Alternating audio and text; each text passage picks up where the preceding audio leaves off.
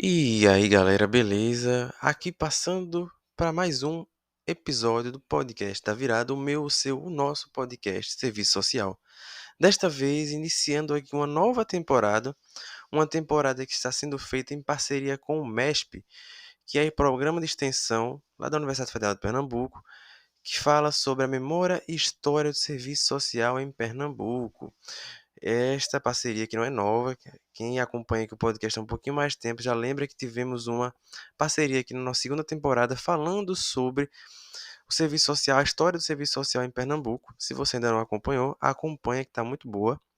Mas desta vez iniciaremos uma série de 3 episódios sobre a história do movimento estudantil do serviço social em Pernambuco. E esses episódios que serão divulgados aqui no nosso podcast são fruto de um seminário que ocorreu nos dias 29 e 30 de junho aqui na UFPE, no CCSA, né, que é o Centro de Ciências Sociais e Aplicadas, que é o seminário Memória e História do Movimento Estudantil do Serviço Social em Pernambuco na crise da ditadura. Esse seminário teve como proposta trazer elementos que compõem a história desse movimento estudantil, a importância desse movimento estudantil para a categoria de serviço social, especialmente no seu processo de renovação, a importância das lutas que envolveram aqueles e aquelas estudantes do movimento estudantil de Pernambuco naquele contexto da crise da ditadura. Nosso primeiro episódio vai tratar do tema A Juventude e o Movimento Estudantil na Luta de Classes, Aspectos Teóricos e Históricos, que vai contar com a exposição da professora Soraya de Carvalho, que é professora aqui do Departamento de Serviço Social da UFPE e integrante da coordenação do NUDOC, que é o Núcleo de Documentação sobre os Movimentos Sociais Denis Bernardes. E a professora Soraya expôs de maneira muito interessante nesse seminário a importância do movimento estudantil na luta de classes, os aspectos importantes, né, que compõem o movimento estudantil no Brasil, nas suas diversas formas históricas.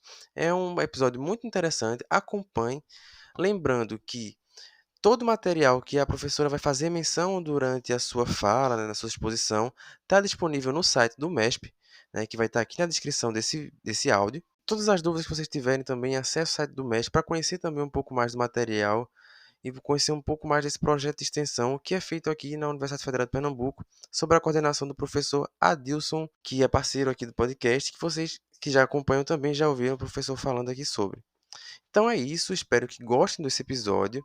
Ajudem compartilhando, deixem seus comentários nas redes sociais, acompanhem também o podcast da Virada no Instagram, acompanhem o site do MESP, tanto o site também quanto o YouTube, todas as divulgações são feitas pelo site, então não deixe de acompanhar, vai estar aqui na descrição do áudio.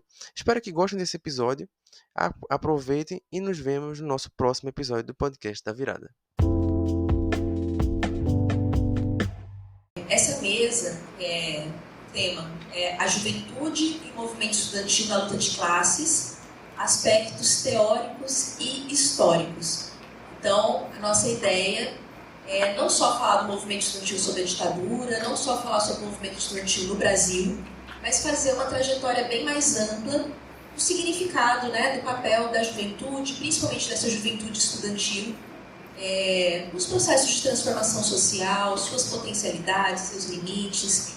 E eu vou falar isso com base tanto num acúmulo teórico, mas também porque, assim como a gente vai discutir aqui, foi a partir do movimento estudantil que eu comecei a me envolver com questões políticas, a procurar desvelar, né, essas contradições que existem na sociedade, por que é assim, se pode ser de outra maneira, se a gente pode atuar sobre isso. Então, é uma fala que está carregada também dessa experiência que me dá muita satisfação de poder estar refletindo aqui com vocês.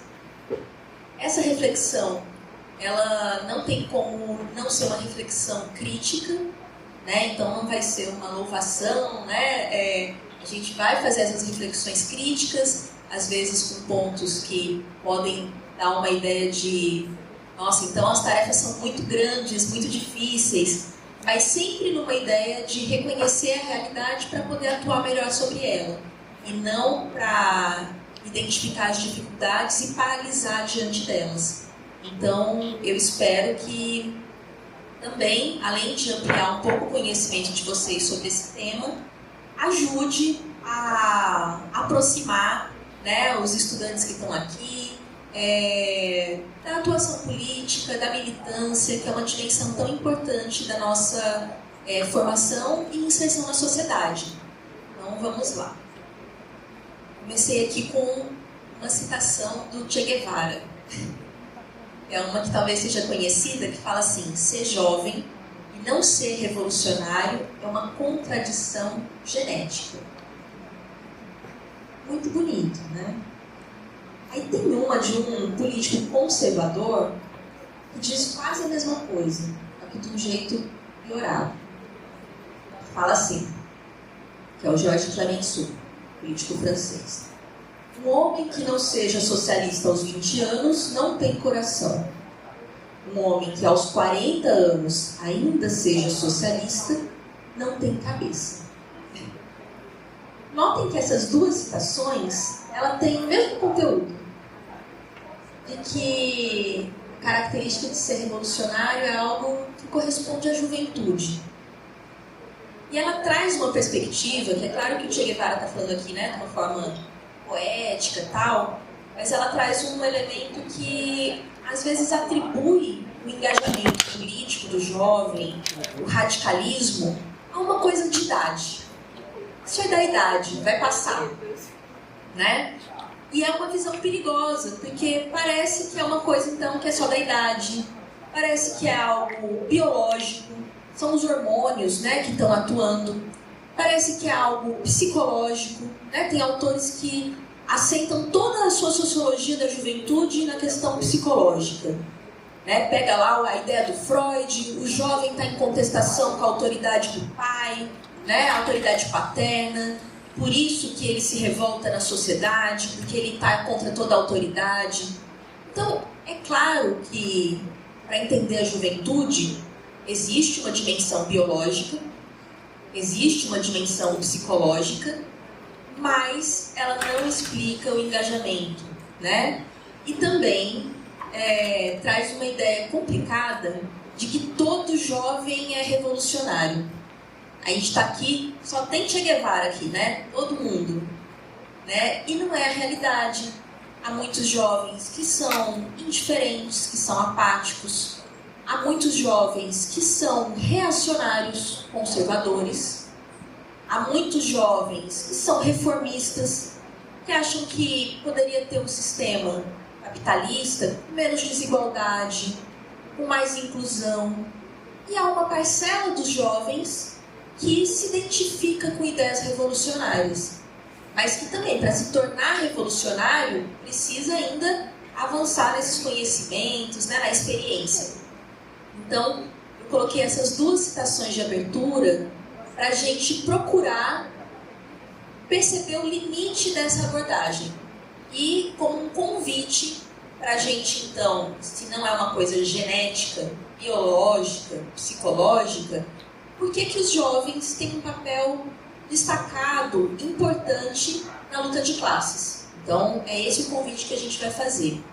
Então, a gente está entendendo aqui juventude como um conceito que é construído historicamente, né? Nem sempre se falou da existência de uma juventude, nem sempre o que se entende como juventude é a mesma coisa.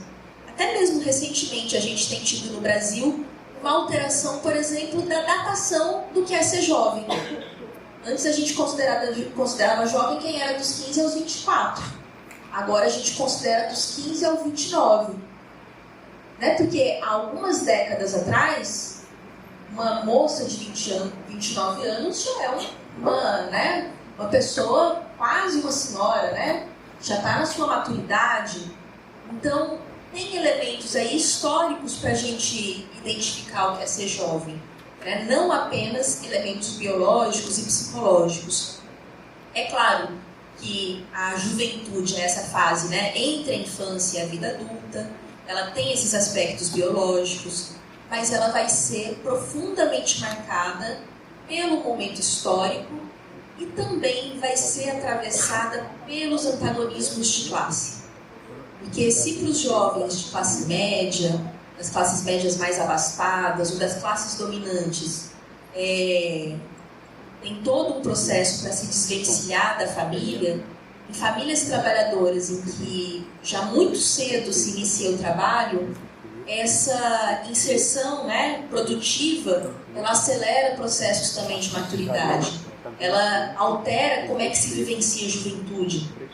Né? Então, tudo isso a gente tem que levar em consideração quando estiver falando sobre juventude. E, por mais que a gente vá falar sobre juventude, em alguns momentos falar também da juventude secundarista, em grande medida a gente vai falar da juventude universitária. E isso também traz recortes, né?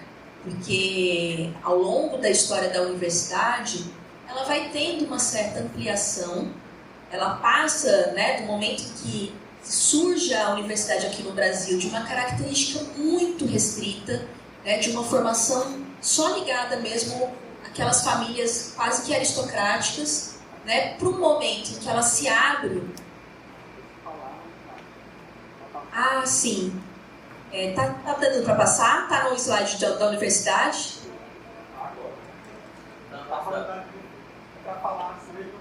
Tá certo. Então, quando a gente fala, né, sobre também esse jovem da universidade, universitário, ele vai estar profundamente impactado pela configuração da universidade. Né? Seja, imagina, o que é uma experiência europeia, que as universidades surgem em 1808, né?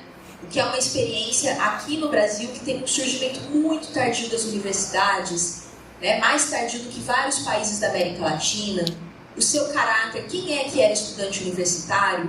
Então, se no início era restrito àquelas famílias oligárquicas, aristocráticas, depois vai se abrindo para as famílias até mesmo burguesas ou das classes médias mais abastadas. Nesse momento da ditadura, ainda é predominantemente, né, um jovem dessas classes médias que conseguia acessar um ensino superior muito restrito, e a gente vai tendo, ao longo das décadas, se não tem ainda uma inserção de toda a juventude, a gente começa a ter, a partir de algumas políticas afirmativas, uma certa mudança no perfil para uma inserção também de uma juventude das famílias trabalhadoras, né? Algumas operárias de origem camponesa, também para dentro da universidade. Mas isso vai configurar, né, esse debate que a gente está fazendo e também a reflexão sobre o papel da própria universidade na sociedade capitalista. Porque a universidade, ela é parte da superestrutura dessa sociedade. Ela corresponde a uma base material. Ela corresponde a relações econômicas e ela tem algumas funções importantes. Por um lado, né, e também isso vai estar atravessado ao longo da história.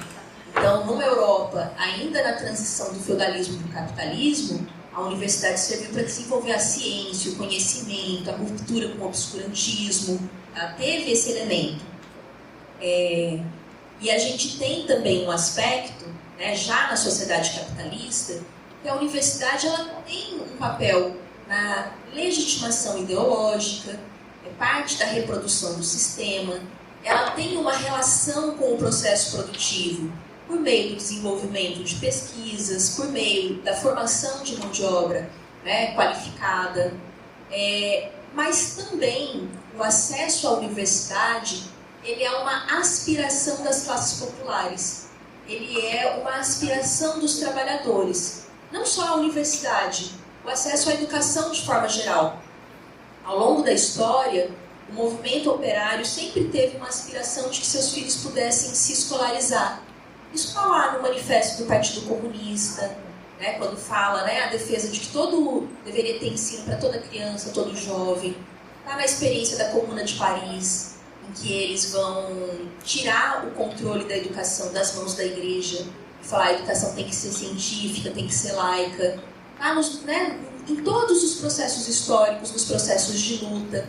E também no nosso país, se a universidade ela foi se alargando, tem muito das lutas não só de uma intenção das classes dominantes, no sentido da legitimação, da formação de mão de obra, mas de uma aspiração, principalmente das famílias trabalhadoras, das classes médias, das camadas mais pobres das classes médias, de que os seus filhos pudessem acessar o ensino superior e tentar ter uma melhor inserção profissional. Então tem uma grande aspiração nesse sentido. E a universidade é esse espaço também que possibilita uma vivência coletiva dos estudantes. Por isso que a gente não pode abrir mão da presencialidade. Quem viveu o ensino remoto sentiu o quanto se destruiu essa vivência. Porque a formação, gente, não é só a relação com o professor. É muito mais ampla.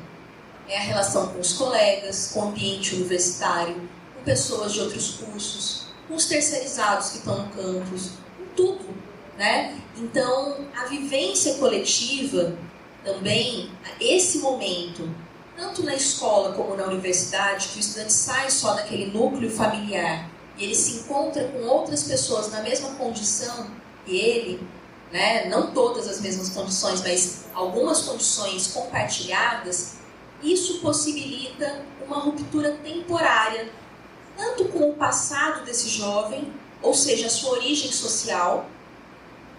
Então, nesse espaço, mesmo um jovem que venha de classes dominantes, ele pode romper temporariamente, às vezes isso pode virar uma característica dele que ele leva para a vida toda, com as ideias da sua classe de origem, né?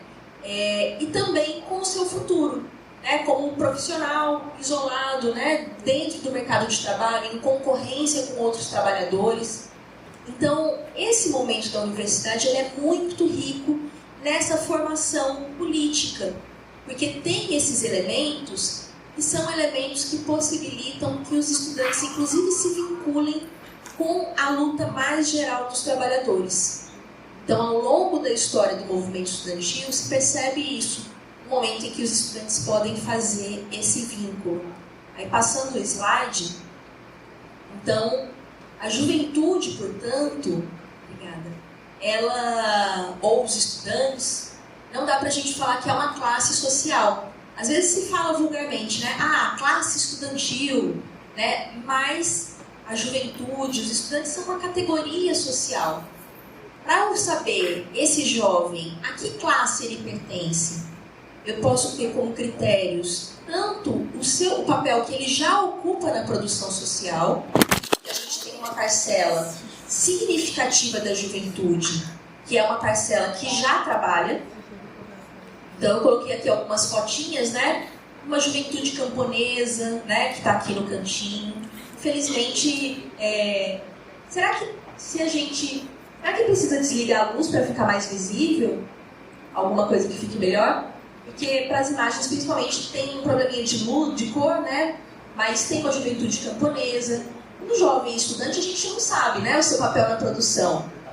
Mas tem jovens que já são operários. Se a gente vai numa porta de fábrica aqui no Recife, você vai ver que uma parcela enorme daqueles operários são jovens, são trabalhadores jovens, estão ali, né, já trabalhando naquela jornada bastante longa. Alguns, inclusive, são jovens trabalhadores e que também estudam e procuram fazer esse malabarismo de compatibilizar jornadas bastante longas, né, de trabalho com estudo. Tem jovens que estão aí no trabalho precário, informal, coloquei aqui um entregador, né, de aplicativos. E tem jovens que já são burgueses, né, seja por já executarem alguma coisa, mas também não só, a gente não determina o papel, a inserção de classe do jovem pelo papel produtivo atual dele, mas também pela sua origem social, pela sua família, né? E aí eu coloquei esse jovem aqui, que foi um dos que morreram agora nesse acidente do Titã. E imagina o que é um jovem que pode gastar R$1.200.000 para fazer uma aventura dessa, né? É filho de uma família, do empresário paquistanês e tal. Então a gente tem, né, todos esses elementos. Raramente a gente tem nas universidades brasileiras a própria classe burguesa, né? Em geral eles procuram às vezes até formar seus filhos em outros países, né? Mas a gente tem vários desses segmentos, né? Hoje em dia a gente já tem uma juventude camponesa, mesmo que em menor escala, uma juventude operária, em grande medida uma juventude dessa pequena burguesia urbana, das classes médias mais empobrecidas. Agora, entrando um pouquinho em algumas reflexões de alguns autores, eu vou começar com uma discussão, passando o slide, do Lenin, né, que é esse revolucionário russo. Ele tem um texto que é bem interessante, aí, sempre a recomendação aí da leitura, que se chama As Tarefas da Juventude Revolucionária. E ele escreve em resposta a um jornal estudantil, né, que era o Student, né, de 1903. Esses estudantes fizeram um artigo falando, olha, entre os estudantes dá pra gente ver vários agrupamentos. Tem os indiferentes, tem os reacionários e tem os políticos, né, que são aqueles que tanto podem ter uma vertente revolucionária como uma vertente burguesa, liberal. Eles fazem essa divisão. E aí o Lenin faz depois um texto em resposta a eles, né, comentando, valorizando a iniciativa e também dialogando. E ele vai comentar que a maneira como os jovens se agrupam politicamente, ela, em alguma medida, expressa a divisão da sociedade em classes, mas não de forma mecânica, não de forma imediata. Então, não imaginem que para um jovem ser radical, revolucionário, ele tenha que vir necessariamente da classe operária. Não necessariamente. O jovem operário, inclusive, ele pode ter ideias que correspondem às ideias da classe dominante. Um jovem de uma origem social burguesa pode desenvolver ideias revolucionárias. Então, não tem algo mecânico em relação a isso. E o Marx está falando isso a partir da sua própria vivência também. Ele não vem da classe operária. O seu grande parceiro, né, de elaboração teórica, que é o Engels, era filho de um industrial, né, e que se vinculou com as ideias do proletariado, inclusive vivenciando, a partir desse lugar dele na produção, a exploração da força de trabalho, né, vivenciando a situação da classe trabalhadora na Inglaterra. Então, essa divisão, ela não é mecânica. Não tem aquela ideia de que só quem vivencia a exploração pode contestar a exploração. Então, esse é um aspecto importante. Então, eu coloquei no slide seguinte uma citação aqui um pouquinho mais extensa do Lenin,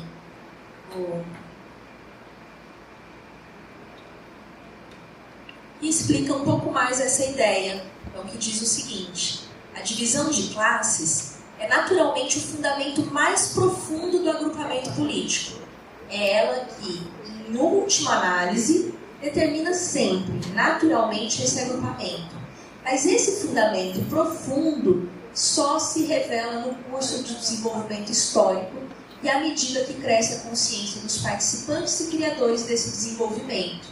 Essa última análise só se atinge pela luta política, por vezes como resultado de uma luta longa, tenaz, medida em anos e em decênios, ora manifestando-se tempestuosamente em diferentes crises políticas, ora amainando como que detendo-se no tempo.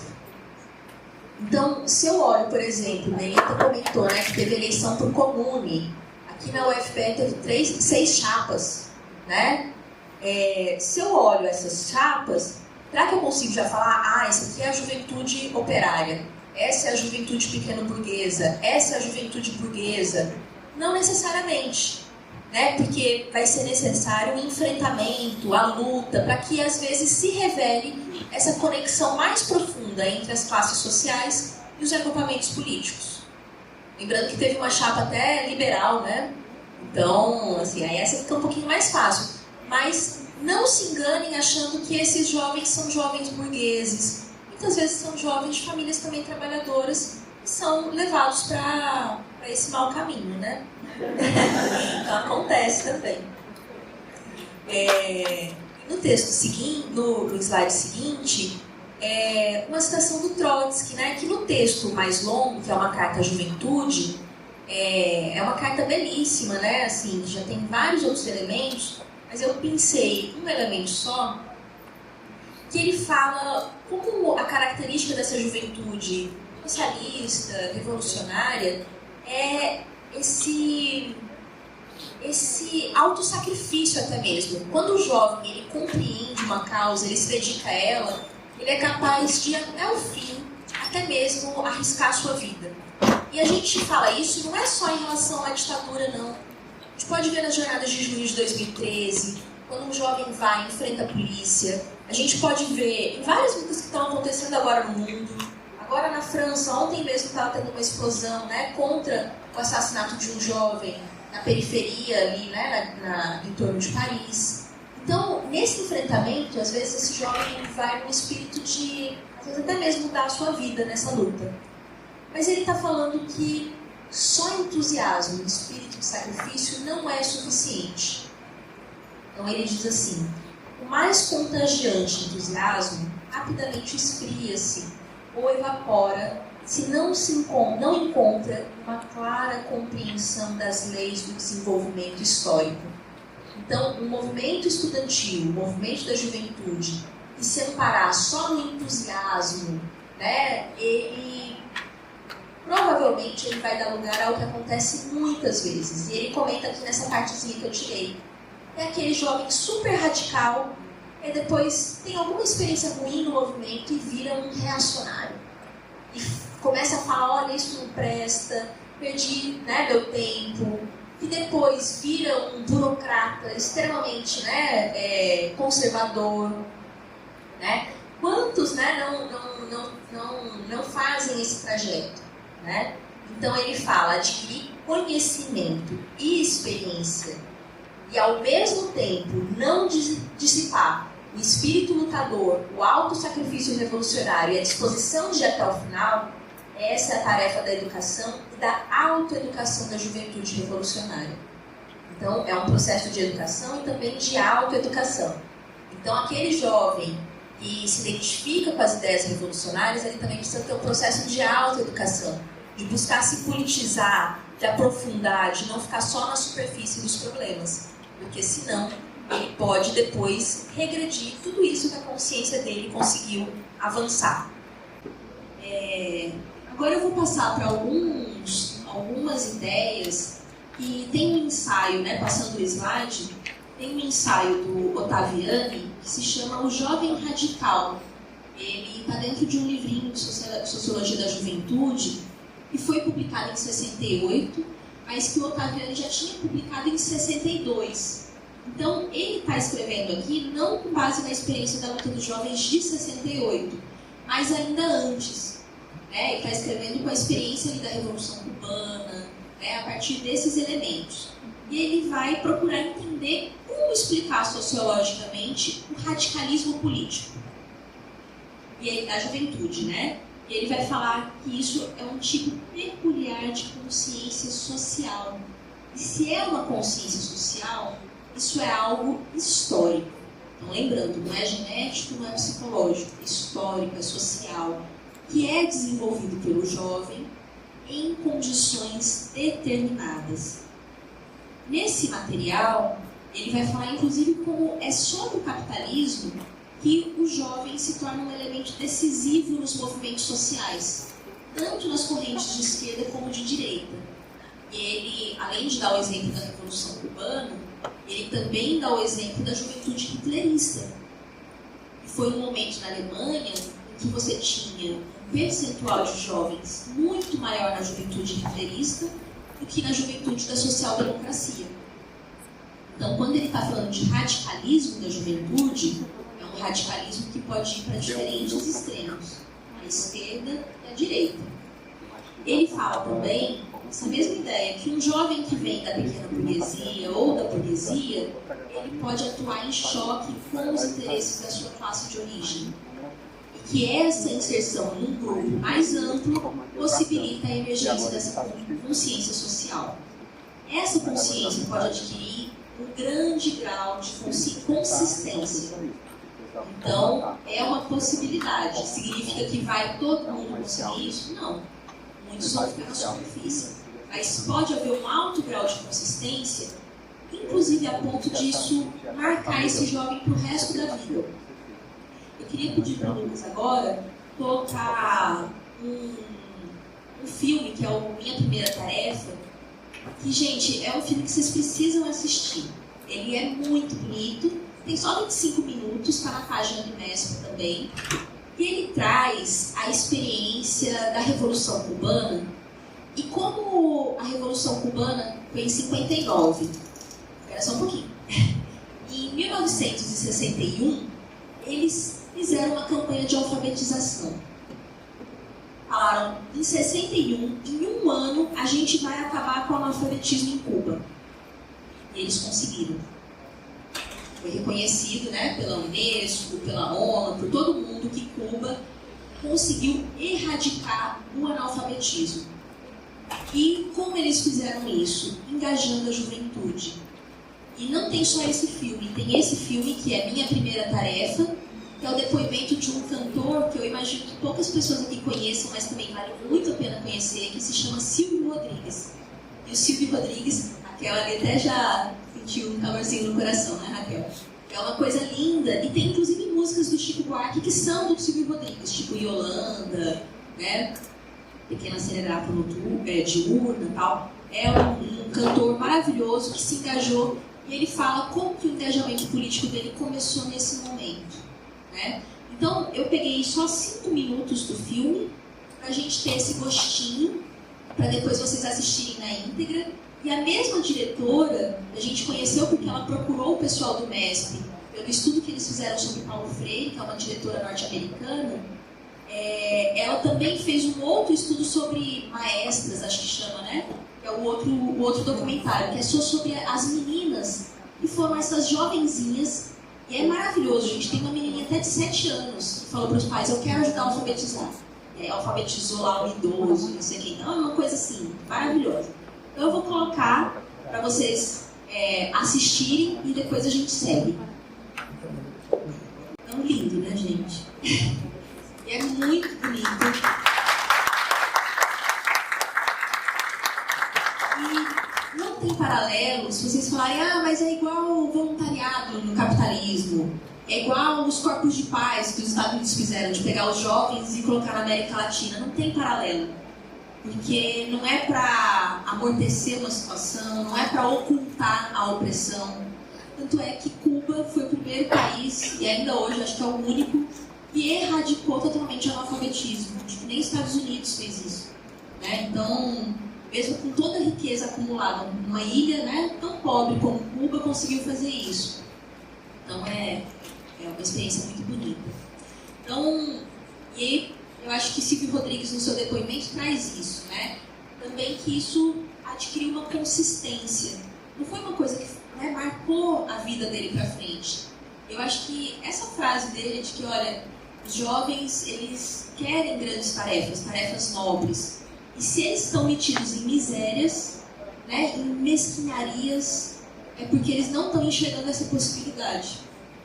Porque esse momento histórico não está oferecendo essas possibilidades. Porque o que ele falou, se você coloca diante da juventude uma grande tarefa, uma epopeia, né, como ele diz, eles vão com avidez comer isso, né? Então, é bem interessante assim, para a gente pensar, inclusive, no nosso momento atual. Passando o slide, ele vai falar que é quando a consciência das contradições se acentua, né? E o jovem consegue ter uma ação política e se tornar um agente dinâmico da história. Porque se tem um elemento que a juventude tem na luta de classes, é de ser esse fator dinamizador. Dentro da universidade, a categoria mais dinâmica, que tem mais potencial de movimentar a universidade, são os estudantes. Em geral, para os professores se movimentarem é porque antes os estudantes se levantaram, né? Então, tem esse elemento, né, que é bastante importante e que às vezes essa luta estudantil abre, né, dá uma faísca para o movimento mais geral ocorrer. E também, relacionando aí com a questão das classes, ele vai falar que na realidade, a exploração da classe operária que abre as possibilidades da consciência social. É a consciência sobre essa exploração que tanto pode virar uma consciência da própria classe, né, que vivencia essa exploração, mas também de outras classes. Então, quando se fala de fato de uma consciência social, de compreender os antagonismos da sociedade, as suas tendências e a busca de agir sobre isso, tem a ver a contradição entre capital e trabalho, entre burguesia e proletariado.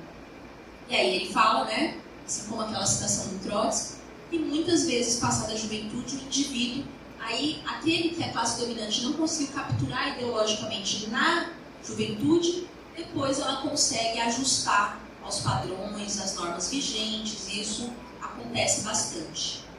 Um outro autor que eu trouxe para a gente conversar é o Rui Mauro Marini. E o Rui Mauro Marini é um autor da teoria da dependência.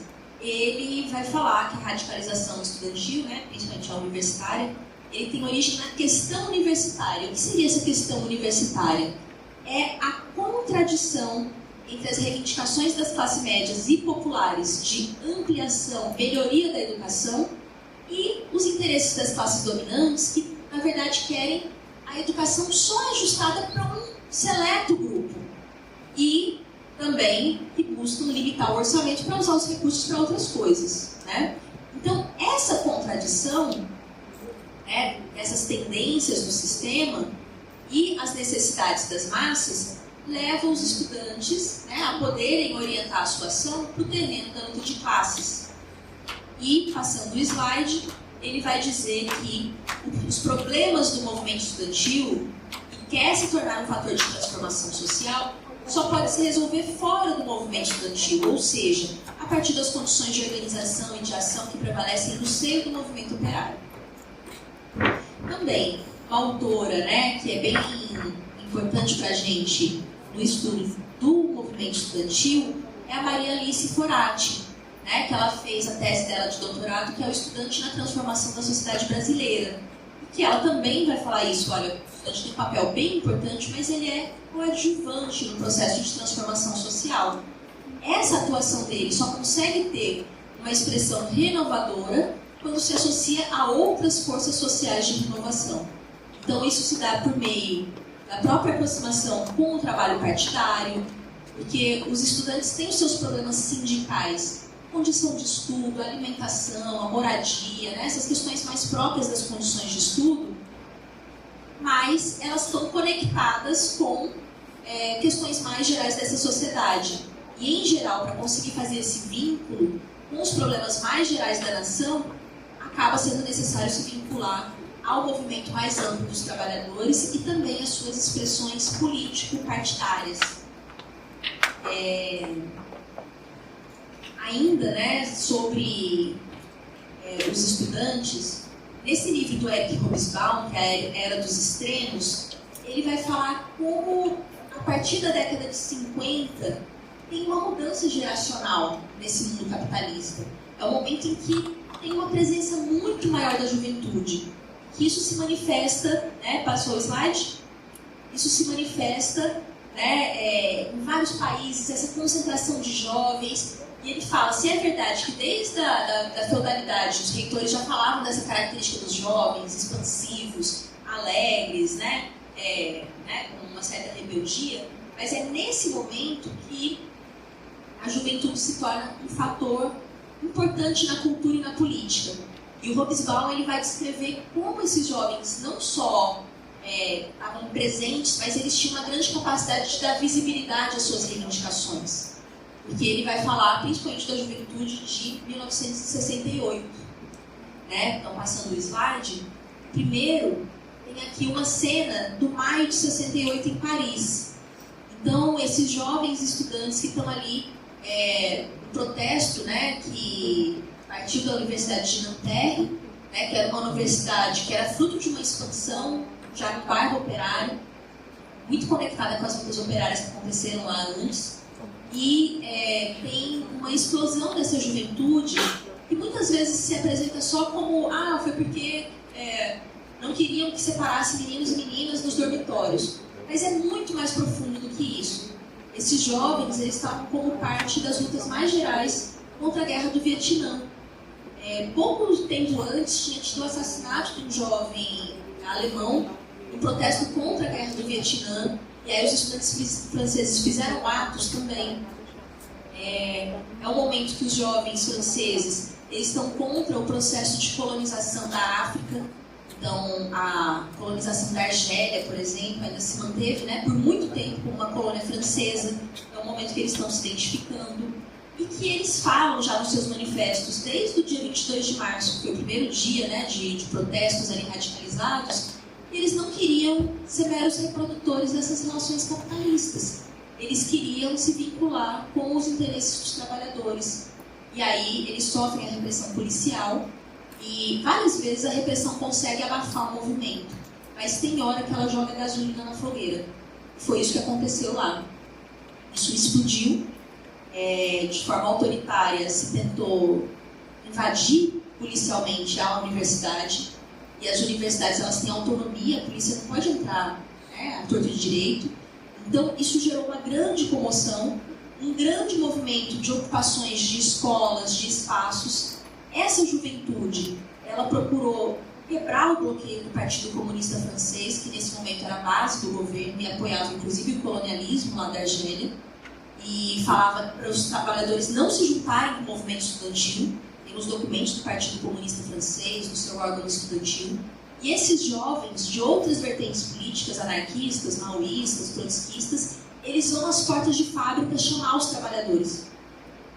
E não é só que eles foram chamar, antes disso eles foram impactados pelas lutas anteriores dos operários. Mas esse processo de luta não foi uma luta só dos jovens e estudantes. Se tornou uma greve geral de 10 milhões de trabalhadores franceses. A força de trabalho francesa nesse momento era de 15 milhões. 15 milhões, 10 milhões pararam. Então, uma greve geral de grande magnitude. Então, apesar disso, depois se deforma muito a leitura sobre essas experiências como se fosse só uma manifestação da contracultura, do modo de vida, uma coisa puramente juvenil, ocultando tanto a realidade dessa greve geral, né, de operários, mas também o papel das direções de conter, de desviar essa luta e não fazer essa luta avançar. Aqui uma imagem, né, dos jovens contra a guerra do Vietnã.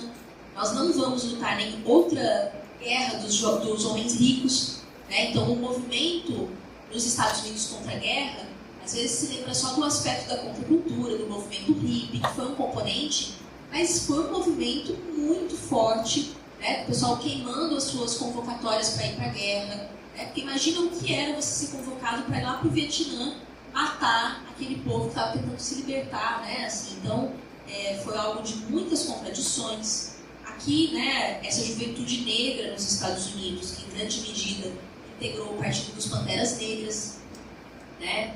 Então, lutando, né, pelos direitos civis, contra o racismo, mas também numa perspectiva anticapitalista, de estabelecendo alianças com vários setores oprimidos da sociedade, né? Então, tudo isso acontecendo em 68. Aqui uma imagem do México, né? Também que em 68 teve um forte movimento estudantil, que foi um episódio que foi conhecido como o Massacre de Tlatelolco, que é o nome da praça, né, onde aconteceu esse massacre. É uma praça que fica em frente à sede da Universidade Nacional Autônoma do México, né, a UNAM, e foi um massacre que até hoje não se sabe quantos morreram. Infelizmente, o México tem uma trajetória de muitos massacres estudantis, inclusive alguns mais recentes, né? Então, e esses jovens estavam protestando lá pelas contradições, né, no seu país, e no momento que ia ter as Olimpíadas, né, no México.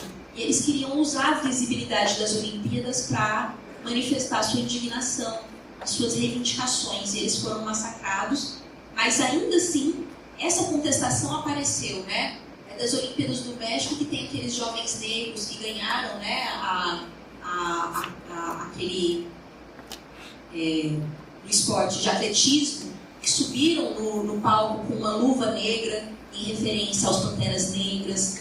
Então, ainda assim, em 68, todo o espaço era um espaço para manifestar a indignação, a revolta, a rebeldia, né? Tudo isso.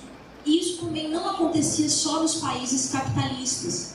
Os países que tinham iniciado a sua transição ao socialismo, como a República Tcheca, né, em 1968 teve a Primavera de Praga, que foi um movimento em defesa de liberdades democráticas contra a burocratização, a opressão nacional exercida, né, pelo Estado russo. Então, né, ali dentro da União Soviética, essas contradições também aparecendo, e essa reivindicação de liberdade com uma presença muito forte dos jovens, que foi duramente reprimida, né, com os tanques soviéticos. Então, tudo isso compunha esse quadro e muito mais, gente. Tem a história do movimento estudantil japonês, que é incrível, de uma radicalidade. Eles invadiram instalações militares dos Estados Unidos lá, assim, extremamente radicais. Então, isso assim, é só alguns flashes, né, dessa contestação que estava acontecendo. Então, lembrando, né, então, que, como eu falei, passando o slide, em maio de 68 e essas lutas, elas têm uma ligação muito grande com a luta anticolonial, anti-imperialista. Vai falar que era só um movimento de contracultura contra toda a autoridade do pai, não sei o quê. Não, tinha uma profunda conexão com a ofensiva imperialista, com o colonialismo. Era um combate a reformas universitárias que, em grande medida, massificavam as universidades, ampliando o acesso, mas sem nenhuma condição de infraestrutura. Então, precarizava. Era um momento em que os jovens percebiam já que não haveria uma ascensão social para todos, né? E também um momento de estabelecimento de alianças entre operários e estudantes, uma denúncia do papel da universidade, um questionamento das relações de poder e também uma crítica ao modo de vida, né? A moral reinante, a hipocrisia, né? Aos bloqueios à expressão da individualidade, né? De cada um, né? Seja da sua condição racial, da sua condição como mulher. É ali em 69 que a gente tem a explosão dos movimentos como em Stonewall, né, do movimento homossexual, é conhecido, né, como movimento homossexual, mas a gente sabe que teve uma presença enorme da população trans, né, ali nos Estados Unidos. Então, é um momento dessas explosões, e como nesse momento inicial elas se chocavam com o capitalismo, né, mas também se chocavam com aquela vertente burocratizada, estalinizada do que estava acontecendo na Rússia, né? Então, não é que isso estava em choque com o marxismo, com a linha revolucionária, mas com aquela vertente que se apresentava como marxista e revolucionária, mas que na prática era a sua negação. Então, são esses elementos. E aí, uma última foto do maio de 68 é uma foto, né, dessa manifestação. Você vê aqui os operários e estudantes, os operários com seus capacetes, né? E uma faixa que coloca operários e estudantes unidos, né, vão fortalecer, né, vão incrementar aí essa luta. Aí eu vou pegar só mais dois elementos históricos, não são do Brasil, para depois a gente entrar na realidade brasileira. E são dois aqui da América Latina, que eu acho que a gente precisa também conhecer muito bem o nosso movimento social aqui na América Latina, e a gente tem experiências que são muito marcantes em todo o continente. Uma das experiências mais marcantes é em relação à reforma, o movimento pela reforma universitária de Córdoba, em 1918, na Argentina. Foi um movimento muito importante, e essa fotinha aí, gente, são os estudantes no telhado da Universidade de Córdoba. Imagina o que é um estudante de 1918, ele estuda de gravatinha, né? Aquela coisa que ali não tinha ainda essa identidade visual, né, do jovem de jeans, não sei o quê. Ele é um adulto, né, tipo um adultozinho ali, né, aquela roupinha e tal. E eles ali no telhado, porque eles ocuparam a universidade. Eles colocaram a universidade sob seu controle. Eles que faziam a certificação de quem estava formado e não estava formado. Até que eles ministravam, até as provas eles que ministravam, né, para continuar e tal. Então, é uma experiência riquíssima, que tem um documento histórico que vocês precisam conhecer, que pode passar, que é uma carta que eles fizeram, e é uma coisa tão bonita quando o jovem se insere na história, porque eles fizeram uma carta à América Latina, não era só a Argentina, né? E nessa carta, primeiro eles fazem a crítica do regime universitário. Fala, o nosso regime universitário, mesmo mais recente, ele é anacrônico, está fundado sobre uma espécie de direito divino do professorado universitário, e acredita em si mesmo. Nele nasce e nele morre, mantém uma distância olímpica. A Federação Universitária de Córdoba se levanta para lutar contra esse regime e entende que nele se vai a vida. Reivindica um governo estritamente democrático e sustenta que a comunidade universitária, a soberania, o direito a dar-se governo próprio, radica principalmente nos estudantes. Gente, isso ainda é atual. A gente tem uma universidade hoje que os estudantes são amplamente excluídos das decisões políticas. Elas se amparam numa casta docente. Mesmo que eu seja parte, né, do professorado, a gente tem que reconhecer isso. E quando o poder da universidade se assenta no professorado, ele vai ter uma tendência mais conservadora.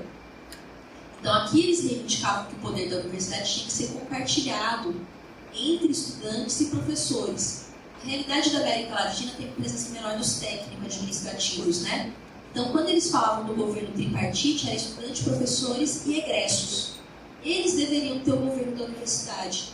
Por esse caminho, essa universidade poderia estar muito mais vinculada aos interesses, principalmente dos trabalhadores. Então, esse material é muito importante. E ele conclui, né, bem provocativo, que é o jornalzinho onde eles divulgaram, né, a Gazeta Universitária, que é a Juventude, passou o slide, a Juventude Argentina de Córdoba, aos homens livres da América do Sul. Esse é o manifesto, né? É o manifesto da Federação Universitária de Córdoba. E eles terminam: a juventude já não pede, exige que se reconheça o direito de exteriorizar esse pensamento próprio nos corpos universitários por meio de seus representantes. Está cansada de suportar os tiranos. Se foi capaz de realizar uma revolução nas consciências, não pode desconhecer-se a capacidade de intervir no governo de sua própria casa. Então, vocês podem ter certeza que se a gente tivesse mais estudantes no poder da universidade, que hoje, né, os conselhos têm que ter 70% de professores, mesmo que os professores sejam minoritários, o voto, mesmo que seja paritário, você ainda tem que juntar 18 estudantes para dar o voto de um professor. Então, não tem nem a ideia como é lá fora, né? Lá fora você vai votar para presidente, todo voto vale igual. Por que aqui não pode valer? Né? Então, tem isso, e isso marca profundamente as nossas relações. As relações de poder dentro de sala de aula.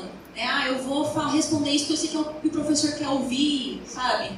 Né? Então, isso impede o desenvolvimento do conhecimento e as decisões sobre orçamento. Eu lembro em Campina Grande, quando eu estava lá, que os estudantes estavam numa reivindicação do RU, e um deles fez uma palavra de ordem que era assim: se o reitor fosse estudante, o RU não seria humilhante. Eu acho que combina muito, né, com essas filas. Eu acho que é uma certa humilhação, né? Para comer, você tem que ficar ou no sol ou na chuva. Com certeza, se os estudantes tivessem mais poder de decisão, eles teriam soluções melhores, né, para os problemas da maioria da universidade.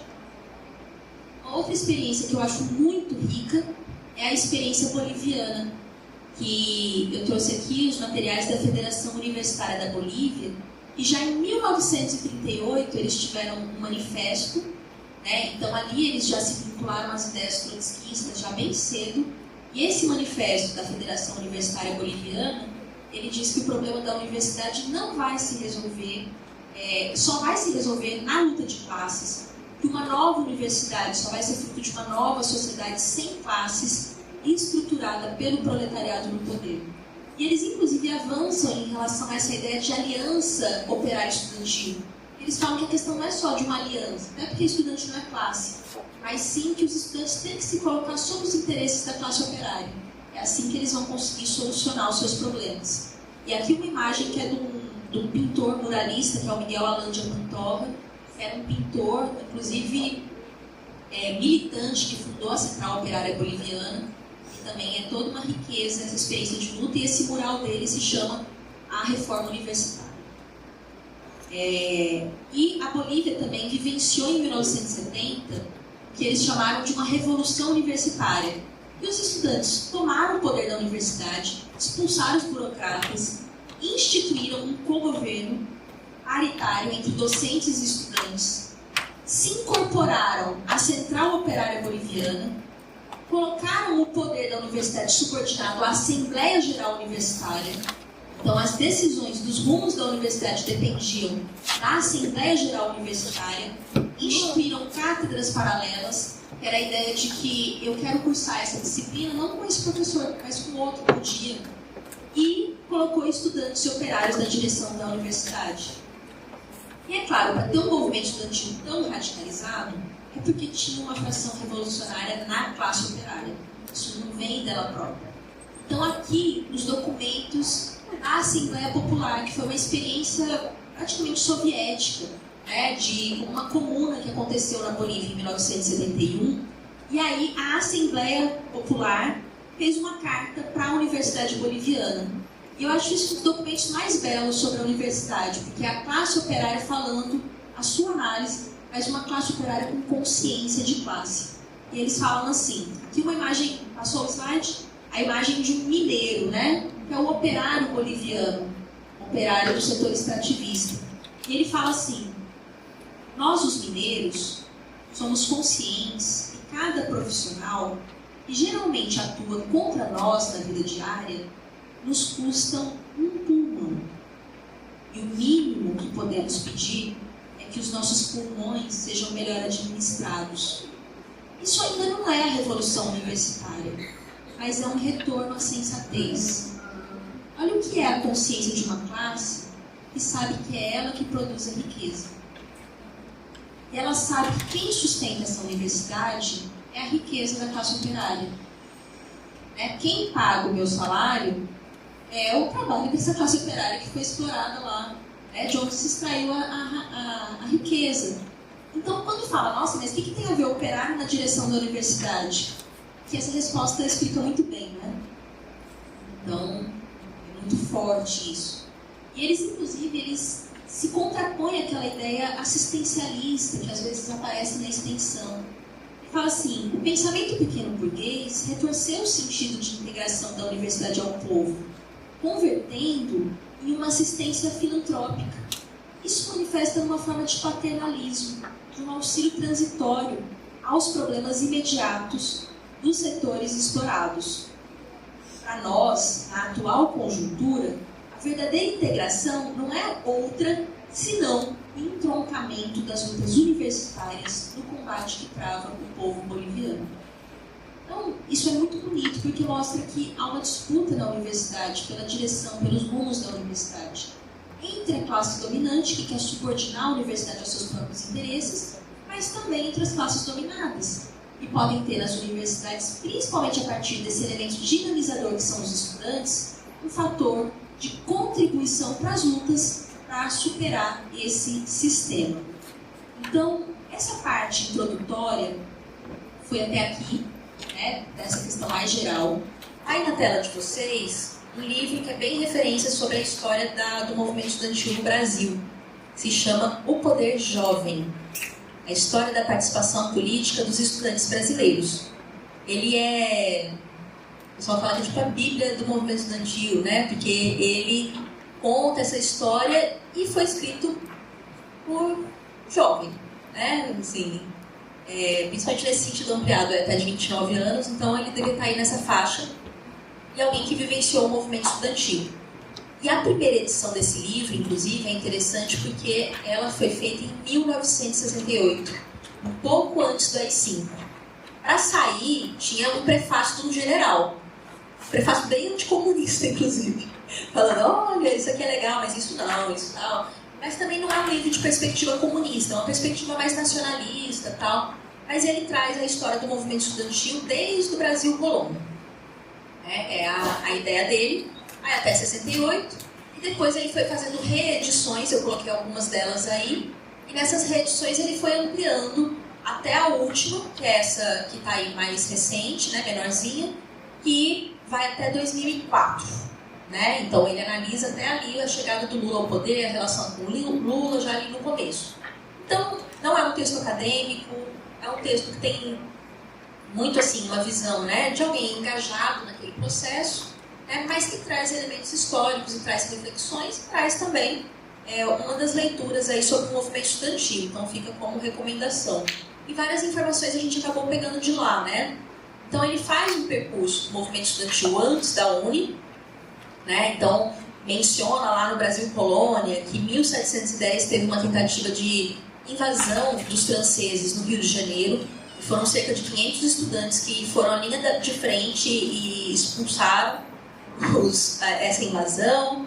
Ele comenta de um clube pela independência que se formou nas universidades, porque nesse momento os jovens da classe dominante se formavam muitas vezes nas universidades portuguesas, universidades francesas, e aí teve até jovens que nessa discussão sobre a independência do Brasil, tentaram se articular com Thomas Jefferson, lá dos Estados Unidos, tinha feito a independência dos Estados Unidos, né, para ajudar na luta pela independência do Brasil.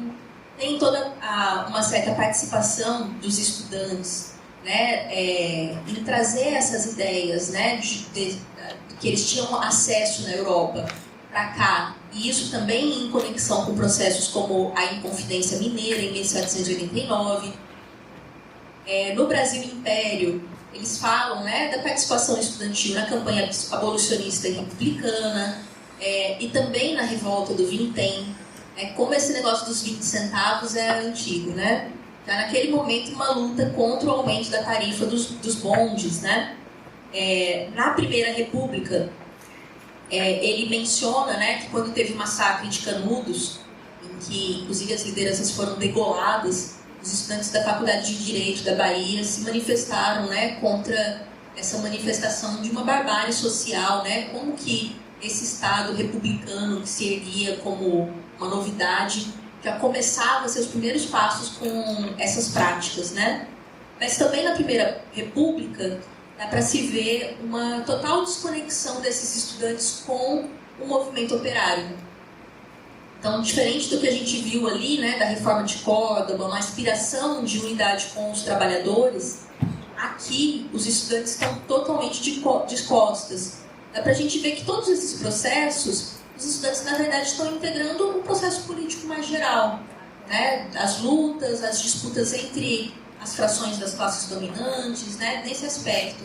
E em 1917, quando a gente tem a primeira greve geral no país, e isso vai testar os estudantes, porque os operários, eles chegam a tentar contato com lideranças estudantis e pedem que não seja o apoio, mas o que hoje seria uma carta, né? Uma nota de repúdio, uma moção de apoio, alguma menção.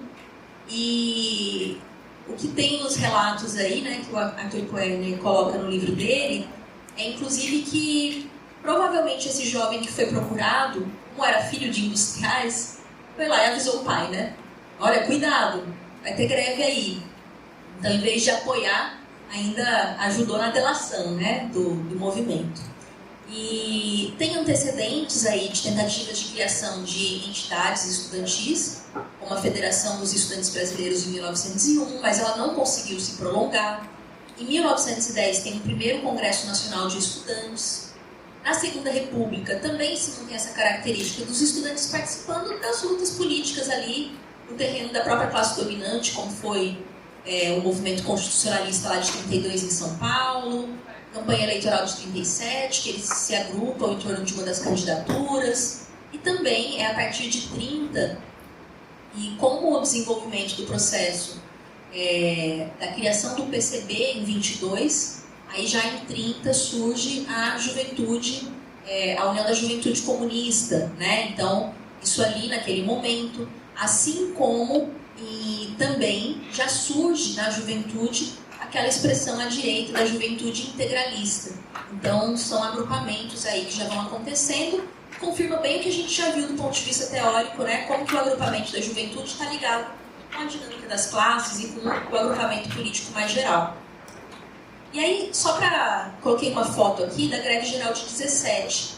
Então, quando a gente está falando, a juventude virou as costas, essa juventude das classes dominantes, que era ultraminoritária, estava nas universidades.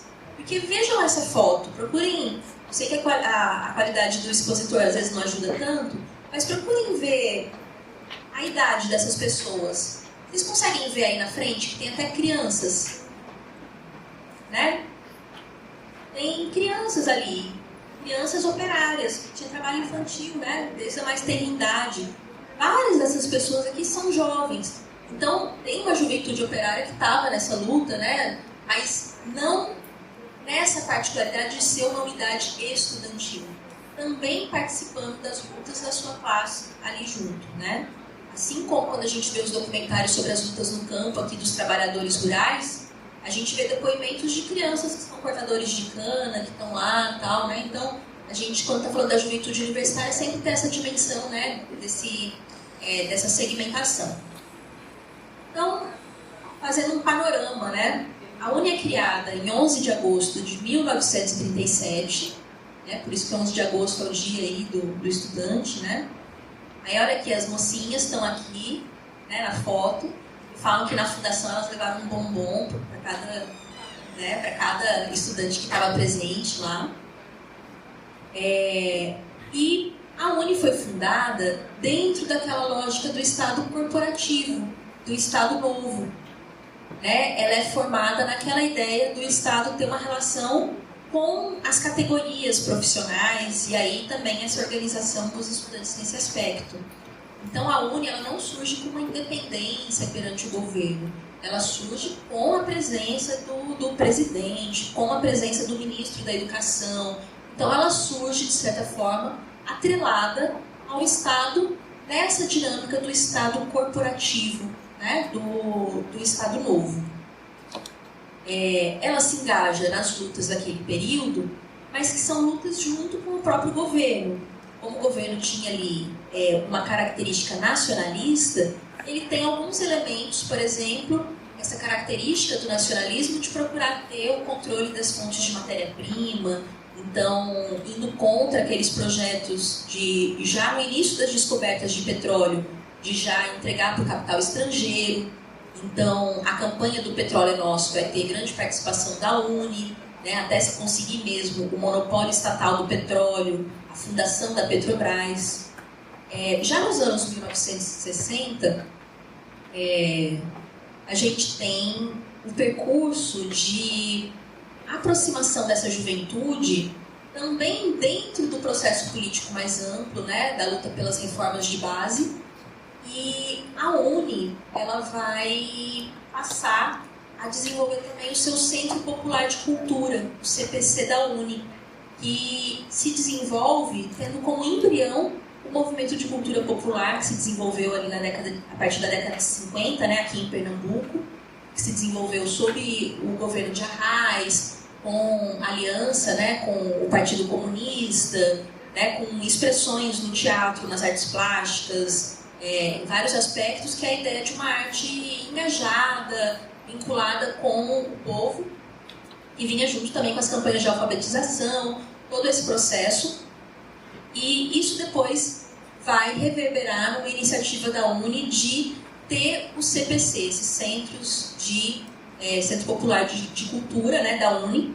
Inclusive, se não me engano, o próprio Morte Vida Severina, né, ele tem a ver com esse teatro universitário, então é parte também dessa iniciativa.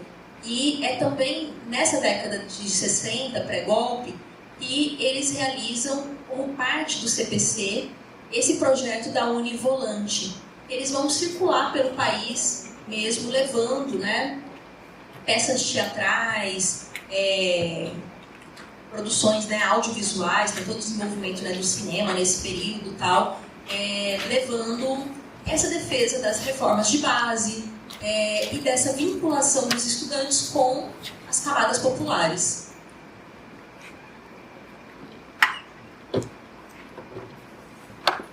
Aí passa para um documento que é o da Frente de Mobilização Popular. Eu trouxe aqui um convite, né, que foi da Frente de Mobilização Popular, que era um lançamento de uma frente de mobilização popular lá em São Paulo, pelas reformas de base, liberdades democráticas, voto do analfabeto, né? Então, esse momento das campanhas de alfabetização tinha uma importância muito grande, porque não era só aprender a ler, era garantir um direito político. Quem se alfabetizava poderia votar. E aqui a reivindicação, né, de que não houvesse essa restrição, elegibilidades, anistia aos sargentos e líderes sindicais, né, que participavam dos protestos.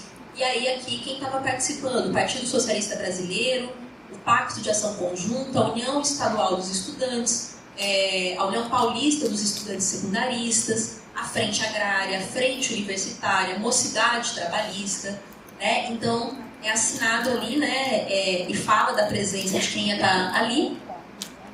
Plínio de Arruda Sampaio, que até bem pouco tempo estava aí com a gente, está se candidatando, né, a presidente pelo PSOL. O Rubens Paiva, né, que foi assassinado pela ditadura. O presidente da UNE, José Serra, né, que foi presidente da UNE pela AP, depois virou um quadro do PSDB.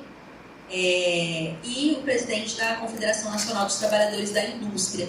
Então, vejam esse engajamento, né? As pautas que eles tinham ali nos anos 60, essas reivindicações das reformas de base, porque uma das reformas muito importantes que eles demandavam era, entre as reformas de base, entendida como a reforma agrária, né, outras medidas de reforma, mas também a reforma universitária, uma reivindicação de democratização da universidade.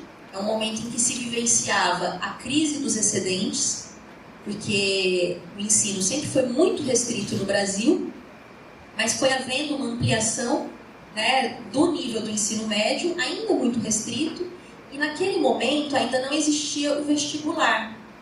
Tinha-se uma ideia, que hoje vocês podem até achar bem estranha, que quem terminava o ensino médio tinha direito ao ensino superior. É estranho isso hoje, né? Vocês já foram socializados na ideia de que vocês estão aqui porque vocês são muito especiais, vocês merecem, vocês conseguiram passar no vestibular, né? Mas ali tinha uma ideia que assim como você sai do ensino médio e deve ter uma garantia de uma vaga no ensino fundamental e tem que ter a vaga no ensino médio, se você sai do ensino médio, você teria que ter garantido a vaga no ensino superior, né? E aí quem não conseguia entrar porque não tinha vaga era chamado de excedente. Então os estudantes tinham essa reivindicação, né? Então quando eles falavam de reforma universitária, tinha esse sentido também de ampliação, né, do acesso para mais camadas da população, né? E a ditadura resolveu isso criando o vestibular, fazendo com que o acesso às vagas fosse um tipo de concurso. Porque aí já parece assim, quem passou é porque você tem mérito e quem não passou é porque não conseguiu. Não é porque não tem vaga, é porque você não foi capaz, né? E também já ampliou o ensino privado aí para absorver, né, esses excedentes. Mas enfim, essas aqui eram as reivindicações ali em 1960. E aí, quando foi se articulando o golpe, se preparando o golpe, eu trouxe aqui esse panfleto, né, da UNE ao povo brasileiro. Eu acho que é um panfleto bem significativo, que passou? Que diz assim, da UNE ao povo brasileiro: golpe reacionário está em marcha. É preciso que o povo se organize para o contragolpe. E quer o golpe? Quem quer o golpe? Os grupos estrangeiros ligados ao petróleo, as empresas de publicidade, a indústria farmacêutica, os gorilas militares e civis, os latifundiários ameaçados pelo decreto da Supra, os comerciantes inescrupulosos ameaçados pela Sunab, os grandes proprietários de imóveis que não mais poderão especular com a habitação das classes populares. Como se articula o golpe? Pela exploração dos sentimentos religiosos para fins políticos, pela exploração de setores militares menos esclarecidos, principalmente em virtude da recente crise da Marinha, tinha tido um levante dos marinheiros, pela articulação de governadores da maioria do Congresso para o impeachment do presidente da República. Organizaram o contragolpe. Unirem-se operários, seus sindicatos, esperando a palavra de ordem da CGT. Organizarem-se todas as camadas populares para a resistência contra as articulações da minoria golpista. Aguardar os estudantes a palavra de ordem da UNE, pelas liberdades democráticas, pelo prosseguimento das medidas progressistas e populares. O golpe é a senha do levante popular pelas reformas. Golpe é senha de greve geral. Então os estudantes tinham ali uma resposta política ao golpe, mas pela condução também, né, das direções políticas, pela grande ilusão em torno do próprio governo João Goulart, a ideia de que o próprio governo iria organizar esse contragolpe. Então as massas ficaram ali na expectativa. A gente teve, né, iniciativas como aqui Vitória de Santo Antão, né, Palmares, os trabalhadores ocuparam a cidade, foram para os sindicatos rurais, estavam dispostos a marchar, pedir armas para o governo para defender o governo. Mas os governos não tiveram essa resposta, né, e essa ilusão de que as reformas aconteceriam pela via institucional, tal, ela amorteceu uma resposta mais independente, né, e o golpe se estabeleceu. Veio o golpe, os estudantes continuaram lutando. Eles reivindicavam reforma universitária, a ditadura ofereceu a sua reforma universitária, porque nesse momento as universidades, como a gente conhece hoje, ainda não existiam. A gente tinha as faculdades isoladas, né, alguns amálgamas de faculdades que se juntavam e davam o nome de faculdade, de universidade, mas é a ditadura que vai promover uma modernização. Mas, né, essa modernização conservadora, uma modernização guiada pela condução direta dos Estados Unidos. Então, nesse momento, é o momento que se forjam os acordos entre o Ministério da Educação, o MEC, e a USAID, que era uma agência norte-americana, né, que conduzia todo o processo da reforma, ditava os ritmos, os conteúdos, os seus técnicos, né, inclusive coisas que o ministro da Educação falava, não, eu nem sei, é o povo dos Estados Unidos que está fazendo. Né? E que, inclusive, nem se divulgava esses acordos, eram secretos, e os estudantes fizeram muita luta contra esses acordos MEC-USAID. E essa luta, inclusive, ela é que garante que hoje, diferente de vários países da América Latina, vocês não paguem nada diretamente para estudar, não paguem mensalidade. Porque nessa ideia de reforma universitária que vinha, tinha a ideia do fim da gratuidade. A ideia de que os estudantes deveriam pagar uma taxa, de pagar, né, mensalidades e tal. Então isso estava presente, né? Então tem uma faixa, já está colocada, que é abaixo o imperialismo, contra o acordo MEC-USAID. Então dá para ver que os estudantes também vinculavam, né, essa ação não como um problema puramente nacional.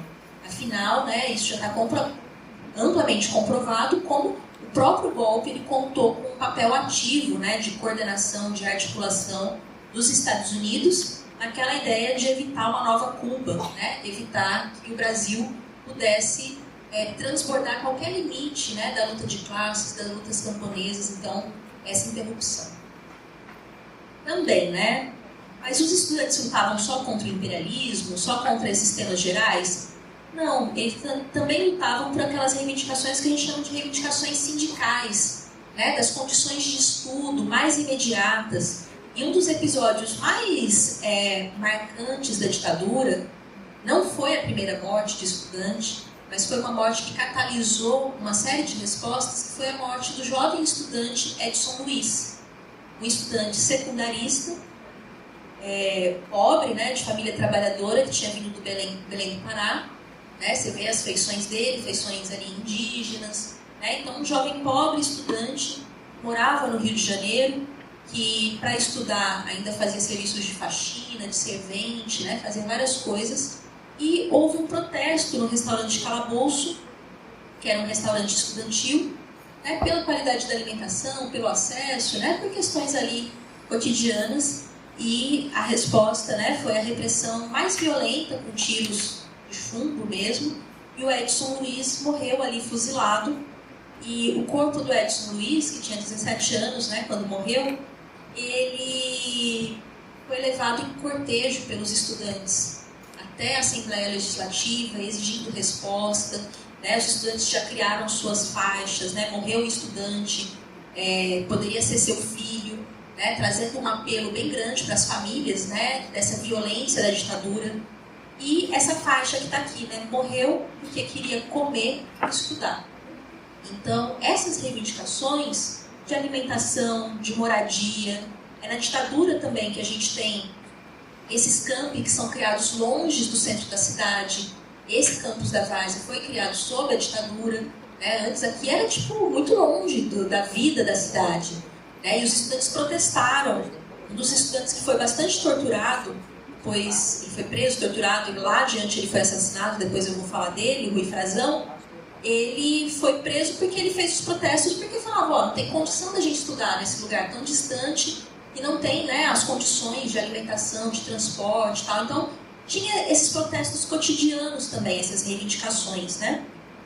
E também as reivindicações das liberdades democráticas, o direito de se organizar, de se expressar, porque a ditadura, desde os seus primeiros momentos, já em 64, ela já metralhou e fechou a sede da UNE, ela criou a Lei Suplicy, os estudantes faziam muito trocadilho com a palavra suplício, né? Que proibia, colocava na ilegalidade todas as entidades estudantis. E os estudantes se rebelavam, criavam entidades livres, não reconheciam esse decreto, continuavam se organizando. Depois vem o AI-5, né, em 68, né, depois desses grandes protestos contra a morte do Edson Luiz, a passeata dos 100 mil, É um momento em que tem um fechamento maior do regime, né, em 68, com suspensão de habeas corpus, fechamento do Congresso, maior censura mais generalizada. E a universidade ela vai ter o seu AI-5 com o decreto 477 de 1969, que é o decreto que possibilita suspender, expulsar estudantes e professores que fossem considerados subversivos. Claro que isso não dependeu somente dessa lei 477. Desde o início já tinham os inquéritos policiais militares, os próprios regimentos das universidades eram usados, né, para repressão, mas esse decreto-lei ele vai ter um peso muito grande, né, porque a gente vai ter muitos estudantes também, para a gente mostrar ali alguns estudantes daqui, que está ali no painel lá fora também. A gente tem, por exemplo, estudantes que eram secundaristas, e se ele foi preso panfletando, chamando para um congresso, para alguma coisa, ele poderia ficar numa lista da Secretaria de Educação que ele era proibido de se matricular em qualquer instituição de ensino médio oficial. Né? Esses estudantes que eram expulsos da universidade, não é assim, eu saí da UFPE e vou para a Rural. Você não podia se matricular em nenhuma universidade. O professor que era aposentado precocemente, né, sem ganho nenhum, expulso, ele não poderia se vincular, ele era banido, né? Então tem esse elemento. E as lutas depois, né, pela anistia, pelo fim das torturas, das prisões, depois lá em 84. Então essas bandeiras democráticas também compõem, né, as reivindicações aí dos estudantes nesse período. E aqui, depois eu convido vocês a verem o painel que está ali no saguão, que aí dá para ver um pouquinho a história de cada um, mas vocês vão ver que vários desses jovens participaram das passeatas contra o Acordo Ben-Usaid, depois foram expulsos, né, pelo Decreto 477, e vários deles depois, inclusive, ingressam na luta armada. Né? Então, o Jonas e o Ivan, que são esses dois primeiros, a data de morte deles é 1º de abril de 64, primeiro dia do golpe. Os dois vão fazer uma passeata, participam de uma passeata estudantil contra a prisão do Arraes e do Pelópio da Silveira, né, o governador e o prefeito, e eles são fuzilados. O Jonas tinha 17 anos, secundarista, e o Ivan tinha acabado de entrar na universidade, era estudante de engenharia aqui da Federal. Tem outros estudantes como o Eudaldo e o Jarbas, que foram mortos naquele massacre da Chácara São Bento, que é onde morreu Soledad Barret também, que eram da VPR, Vanguarda Popular Revolucionária. O Humberto Câmara, que é o nome do DCE aqui, né, da UFPE. O Ramírez e a Ranúzia, né, que foram estudantes que também, Ranúzia foi dirigente do DA de enfermagem aqui da UFPE, e eles foram mortos na chacina de Jacarepaguá, no Rio de Janeiro, né? Eles eram do PCBR. O Gildo e o José Carlos Machado, né, que não eram pernambucanos, mas foram sequestrados, se não me engano, em Minas e em São Paulo, e foram trazidos para cá, e a ditadura forjou que eles tinham se matado entre si. Né? O Eduardo Collier e o Fernando Santa Cruz eram amigos de infância, e eles já estavam sendo monitorados, toda a família Santa Cruz era monitorada, né, pela repressão, e eles marcaram de se encontrar. O Fernando avisou para a família, se eu não voltar, né, procurem. A família procurou insistentemente ele desde o primeiro momento de desaparecimento, mas eles foram também torturados e assassinados, e inclusive o Fernando Santa Cruz até hoje, né, vários desses outros, o Ifrazão, Ranúzia, vários desses estudantes até hoje não se sabe onde estão os restos mortais, continuam como desaparecidos. Bolsonaro chegou a fazer a provocação com o então presidente da OAB aqui, né, que também era Santa Cruz, e falou, fez uma risadinha assim, eu sei onde está seu pai, né? Eu sei onde está ele. Então, sabe, porque eles fizeram essas formas, né? Vários corpos depois foram descobertos dessas valas comuns. O cemitério da Várzea teve também valas comuns, onde foram enterrados corpos, eram pessoas enterradas como indigentes. Então, alguns familiares conseguiram reconstruir, mas outros foram incinerados, né? Assim, formas bem terríveis aí. E também o Rui Frazão. O Rui Frazão era estudante de engenharia aqui, né? Que lutou aqui. E ele ele foi preso muito no início ali, acho que 65. Aí quando ele saiu da prisão e ele foi muito torturado, ele ganhou uma bolsa de estudos nos Estados Unidos. E aí ele foi para Harvard. E lá ia ter um evento da ONU. E ele foi lá para a ONU e ele denunciou as torturas do Brasil nesse evento. E depois ele voltou para o Brasil, aí imagine, né, a perseguição. E ele foi perseguido até a morte. Quando ele foi sequestrado, ele era feirante em Petrolina, né, e foi sequestrado e assassinado, e até hoje está com o corpo desaparecido. Então, esses são os estudantes que ou eram pernambucanos ou foram mortos em território pernambucano. Mas, além disso, se a gente considerar os 422 mortos e desaparecidos reconhecidos pela Comissão Nacional da Verdade, pelo menos 200 tinham menos de 30 anos. Então, a juventude foi muito atingida, né, pela repressão. E a violência, a tortura, ela atingiu escalas assim, de milhares de pessoas. É claro que esses dados das mortes, eles vão sendo acrescidos, né? Tem um relatório da verdade, uma comissão da verdade indígena, que fala que na ditadura morreram cerca de 8 mil indígenas, né, camponeses. Então tem uma série de outras mortes que às vezes a gente considera morto político, preso político, mas aquela pessoa da classe média urbana, né? Quando tem vários outros acontecimentos aí que também ocorreram. E em relação à repressão, à juventude, à tortura, isso foi uma marca muito forte. E geralmente, quando vários deles participaram do congresso de Ibiúna, foram eleitos para a diretoria da UNE, o congresso de Ibiúna, né, que aconteceu em 69, se não me engano, foram quase 1.000 presos, né? Praticamente o congresso inteiro foi preso, e quando as presas eram mulheres, em geral, sim, a tortura sexual ela foi amplamente usada contra homens e mulheres. Choques, né? Cajá, né? Que até hoje é um militante que participa aqui, foi preso, torturado. E as torturas sexuais eram uma prática recorrente, os estupros, né? E o documento da Comissão da Verdade, o relatório, no capítulo 9, né, que fala da repressão, ele traz esses episódios. E eu acho que um dos episódios mais dilacerantes, assim, por exemplo, da Silvia Montarroios. Era uma jovem de 17 anos que foi presa, né, e foi extremamente torturada porque ela conseguiu fugir da primeira prisão. E aí isso virou uma provocação, né? Então tinha que pegar ela a todo custo. Inclusive o relatório dela do SNI fala, olha, ela tem olhos docemente diabólicos. Parece inocente. Gente, eram pessoas que estavam ali alfabetizando, né? Querendo alfabetizar alguém, que estava lutando, né? Não, mesmo se fosse uma pessoa comunista, isso não justificava, mas muitos eram, né? Tipo assim, queriam ali fazer algo, né? Uma transformação ali no seu cotidiano. E a Silvia, ela foi presa e ela foi muito torturada, e eles chegaram a prender ela numa gaiola no meio do mato e deixar ela por vários dias. Ela foi resgatada porque eles levaram ela para o hospital, provavelmente para morrer, né? Ela ficou louca, né? Ela perdeu a sanidade mental, porque ela ficou no meio do mato, numa jaula com bichos, né? E tudo, além de todas as torturas e estupros e tal. E aí o médico dela se recusou a fazer o que os militares queriam.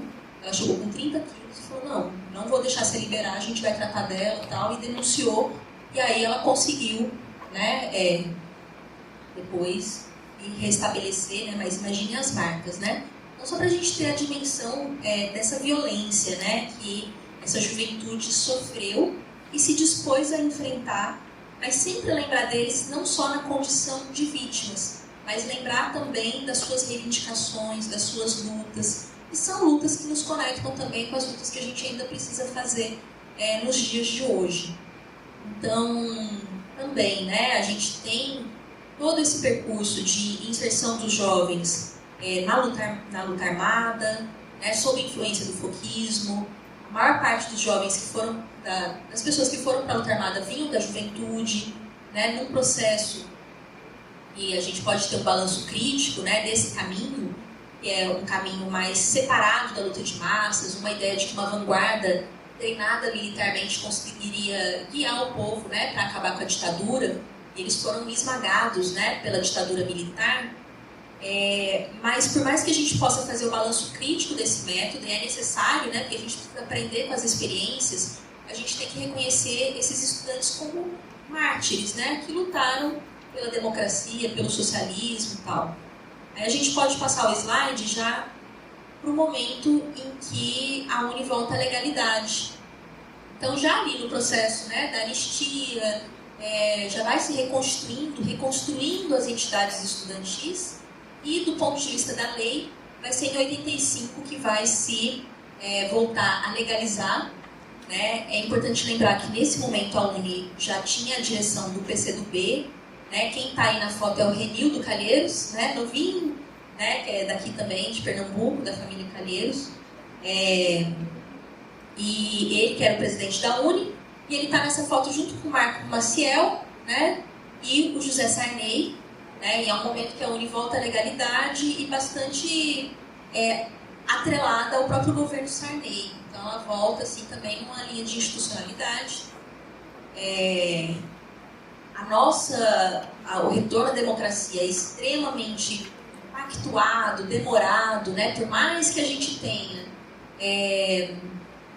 a campanha pelas diretas já em 89, então já ali, nos anos 70, a ditadura em crise, greves operárias, né? Impactando aí todo o movimento, surgimento de movimentos nos bairros, movimento negro, né? Toda essa diversidade acontecendo, mas a luta de 84 pelas diretas já, que era a luta por uma emenda parlamentar, foi derrotada. Em 85 a eleição ainda foi indireta. Não se fala fim da ditadura, mas é aquela transição assim, bem ali, né? E até com a morte do Tancredo próprio, né? Aquelas pessoas que estão na foto, Maciel e Sarney, eram homens da ditadura, né? Então eles ficam ali na transição, né? Agora nesse estado democrático, né?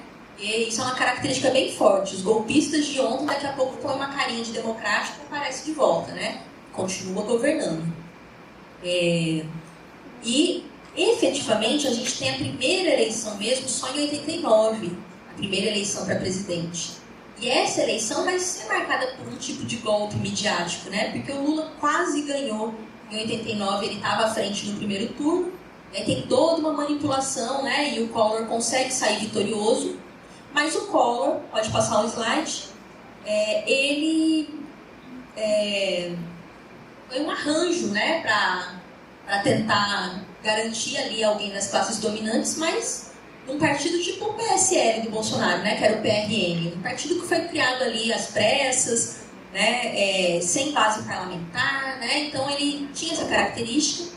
E o Collor, rapidamente, ele não vai conseguir controlar a economia do país, já veio da ditadura cheia de problemas, alta inflacionária, alto endividamento externo, né? Todos esses problemas, e o Collor vai ser arrastado por uma profunda crise política que vai levar a um processo de impeachment.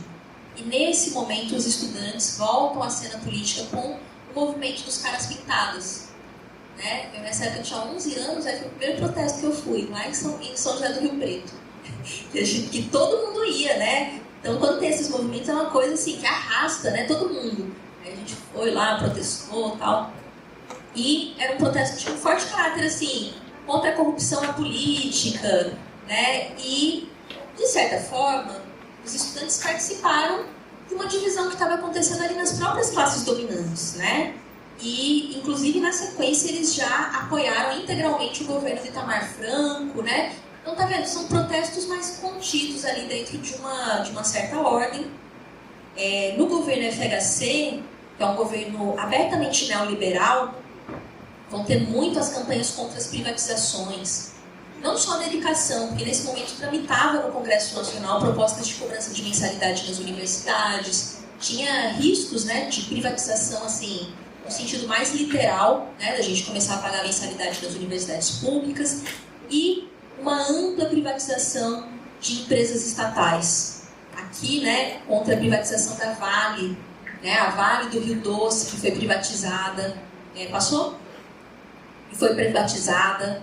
E, né, várias empresas de telefonia, Telebrás e tal. Então, os estudantes se engajaram nesse processo de luta e seguindo muito de perto aquele processo também do próprio PT e se cacifando para se tornar direção, né? E também implicava em dar uma moderada no discurso, de começar a fazer uma oposição propositiva, né? Que era uma ideia de mostrar que esse partido depois poderia dirigir os próprios negócios da classe dominante, né? Na condução do Estado burguês. Aí passamos mais um episódio, que é a eleição do governo Lula, e aí a gente vai ter, de novo, um processo muito forte de integração das entidades estudantis ao Estado, que é o mesmo reflexo da integração das entidades sindicais. Então, pelo PT ser um partido que veio do movimento operário, sindical, popular, ele tem essa característica de estabelecer governos que são governos de conciliação de classes. Não é um governo revolucionário, não é um governo operário, mas ele tem uma expectativa de poder tentar conciliar os interesses das classes opostas, né? E isso na prática, como não tem como a gente fazer esse milagre de falar ao mesmo tempo o burguês e o operário vão ganhar, por mais que se fale disso, gente, não existe essa possibilidade. Porque a riqueza ela é gerada da exploração. Como que os dois vão ficar felizes nesse processo? Né? Ou você vai afetar um polo ou vai afetar o outro.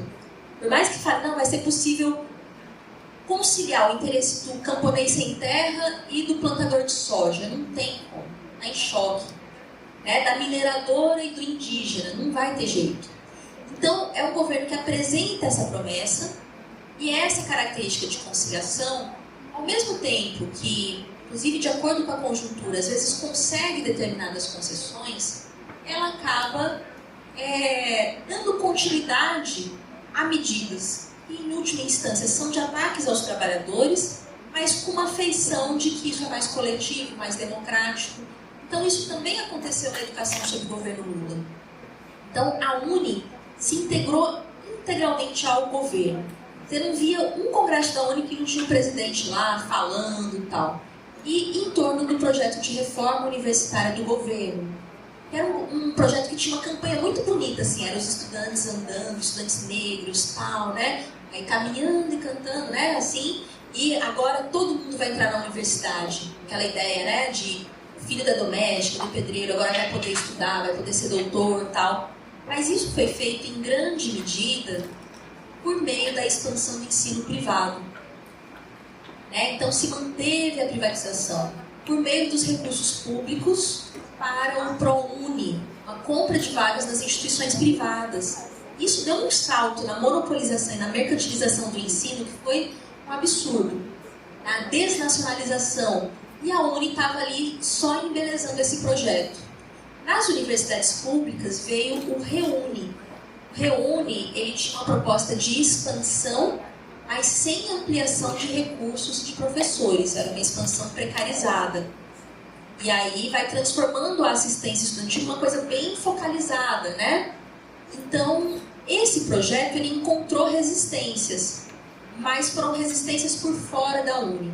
Teve movimentos de ocupações das reitorias, né? Esses processos, porque nesse momento também, né, do governo Lula, do governo Dilma, então sequência é a mesma política, também foi um momento que surgiu como expressão da divisão que aconteceu na CUT, e foi criada uma central sindical à esquerda, que foi a Conlutas. Aí na UNE também criaram a Conlute.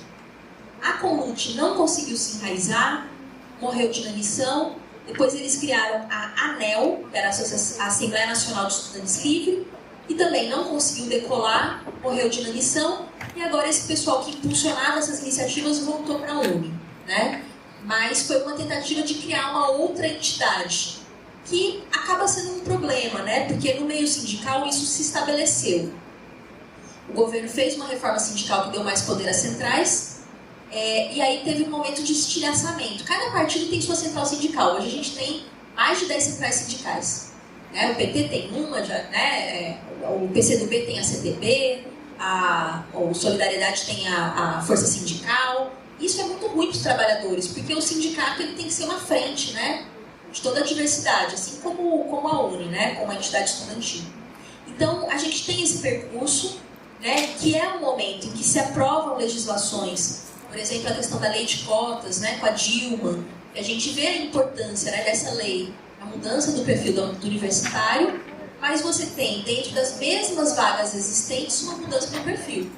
A gente não tem mais uma luta geral dos estudantes pelo fim desses excedentes, para vagas para todos. A gente só luta para, dentro das vagas existentes, distribuir de uma maneira que a gente tenha uma maior presença, né, de determinados segmentos populacionais.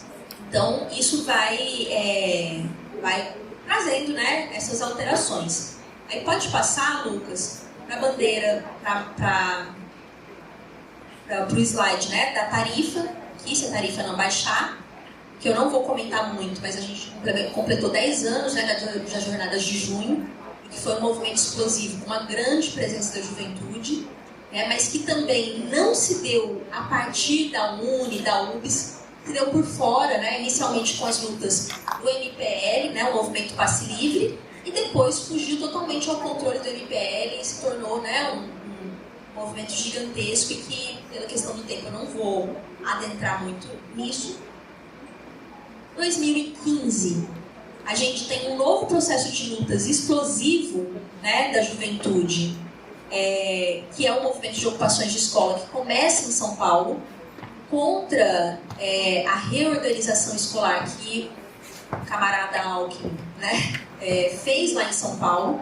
Era uma medida para fechar escolas e salas de aula, e os estudantes se revoltaram e tiveram um processo de ocupações, e assim como em 2013 a repressão jogou gasolina na fogueira, em 2013 a repressão conjunta do Alckmin e do Haddad jogou gasolina ali, o negócio explodiu, e em 2015 a repressão do Alckmin levou esse movimento a ganhar grande solidariedade, porque não tem coisa que gera comoção de que você vê aqueles estudantes apanhando, e vocês não têm ideia do que é a polícia de São Paulo, gente, é uma das polícias mais truculentas, né, a tropa de choque lá, a tropa do braço, pessoal altamente treinado, né, tanto é que esses protestos, assim como aqui, né, pessoas perderam visão e tal, e aí esse movimento explodiu ali, conseguiu derrotar a reorganização escolar naquele momento.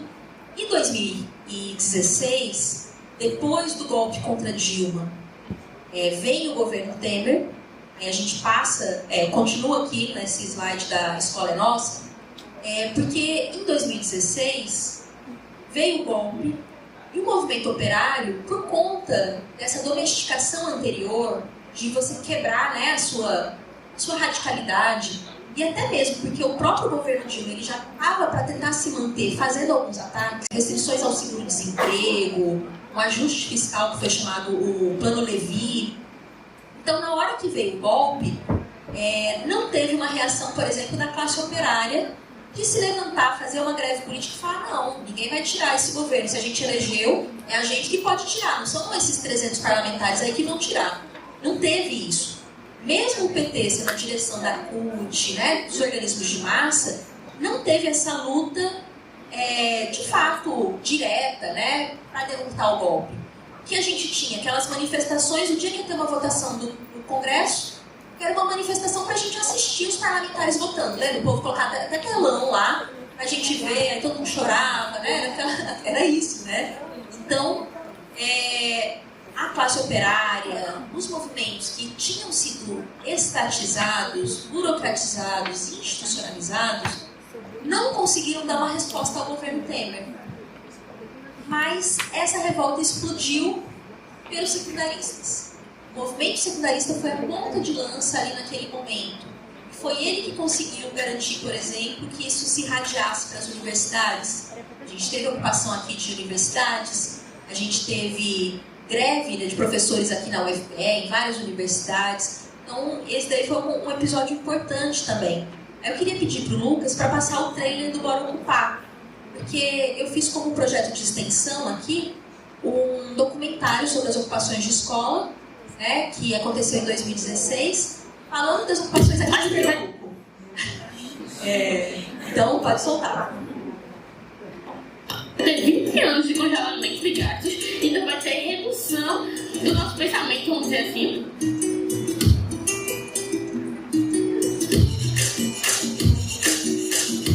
E foi aí que a gente se organizou e a escola fez. E agora, menina, não pode ver. Além da preocupação dela mostrar o quanto foi importante para os alunos, ela também mostrou ainda mais o quanto foi importante para as alunas também, sabe?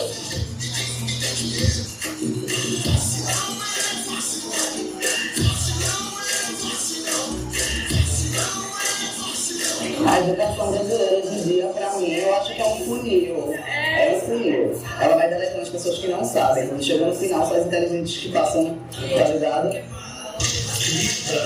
Tudo novo, velho. Tudo.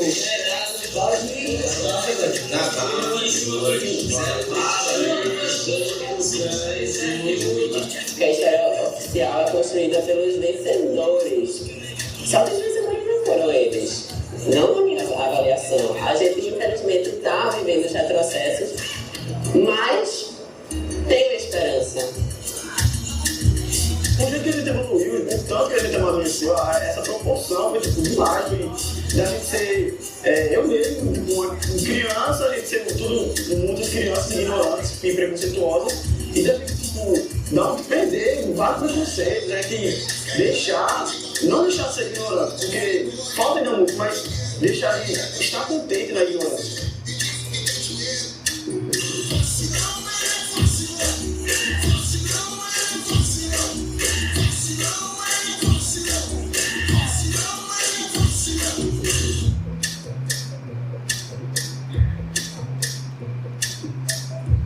Todo mundo estava ali por uma causa, a educação.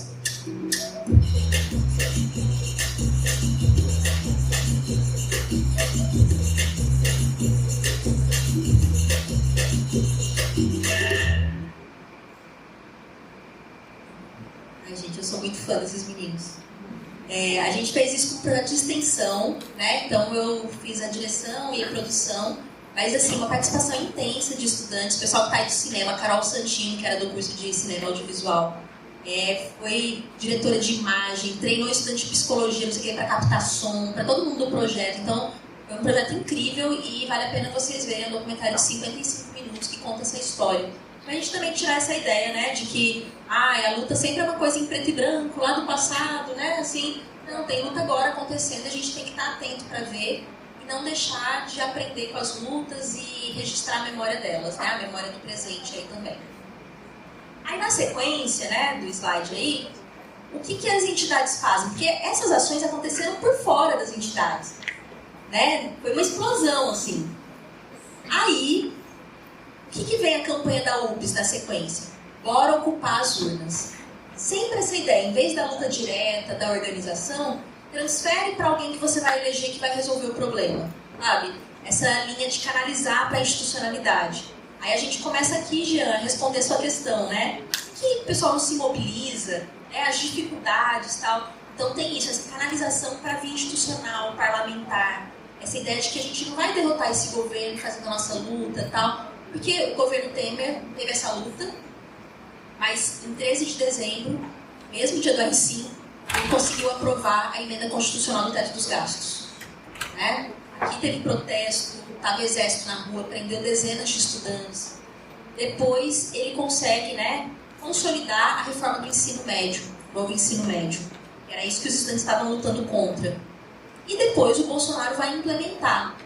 E a gente não viu depois nenhuma luta contra essa implementação, não é? Porque o pessoal tava tudo assim, não, espera, a gente vai eleger, vai resolver. Espera, se a gente eleger o Lula, vai resolver. E aí, o que aconteceu? Aí passa o slide, né? E só lembrar que tem um filme, né, o Bora Ocupar, e tem um livro também, que está disponível online, está lá nas coisas do MESP, refletindo, com estudantes também escrevendo e tal. Mas o que acontece na sequência, né, das ocupações de escola, canaliza totalmente para a questão eleitoral, e aí se elege o governo Lula, né, e passa 2 para frente, que é a imagem já do Camilo Santana, que Essa é a imagem da posse do ministro da Educação, Camilo Santana, que é um ministro amplamente conhecido pela sua trajetória alinhado com as reformas educacionais do Banco Mundial, né, que é o modelo de Sobral. E quem coloca o PIN, que é tipo, olha, como se fosse a coroa de ministro, é a estudante da UBS. Ali do lado, a presidente da UNE. Então, de novo, volta essa ideia da total conciliação. Agora, todos estão juntos para reconstruir o país. E é um perigo isso. Porque esse governo, por mais que ele seja diferente, no sentido de não ter características fascistizantes, de ter uma defesa, né, da democracia e tal, do ponto de vista de classe, ele permanece como um governo burguês e para ele se manter de pé, ele precisa atender esses interesses de classe. Então ele já entra falando, sabe, tudo aquilo que a gente falou que ia lutar contra, a reforma trabalhista, da Previdência, não vou mexer.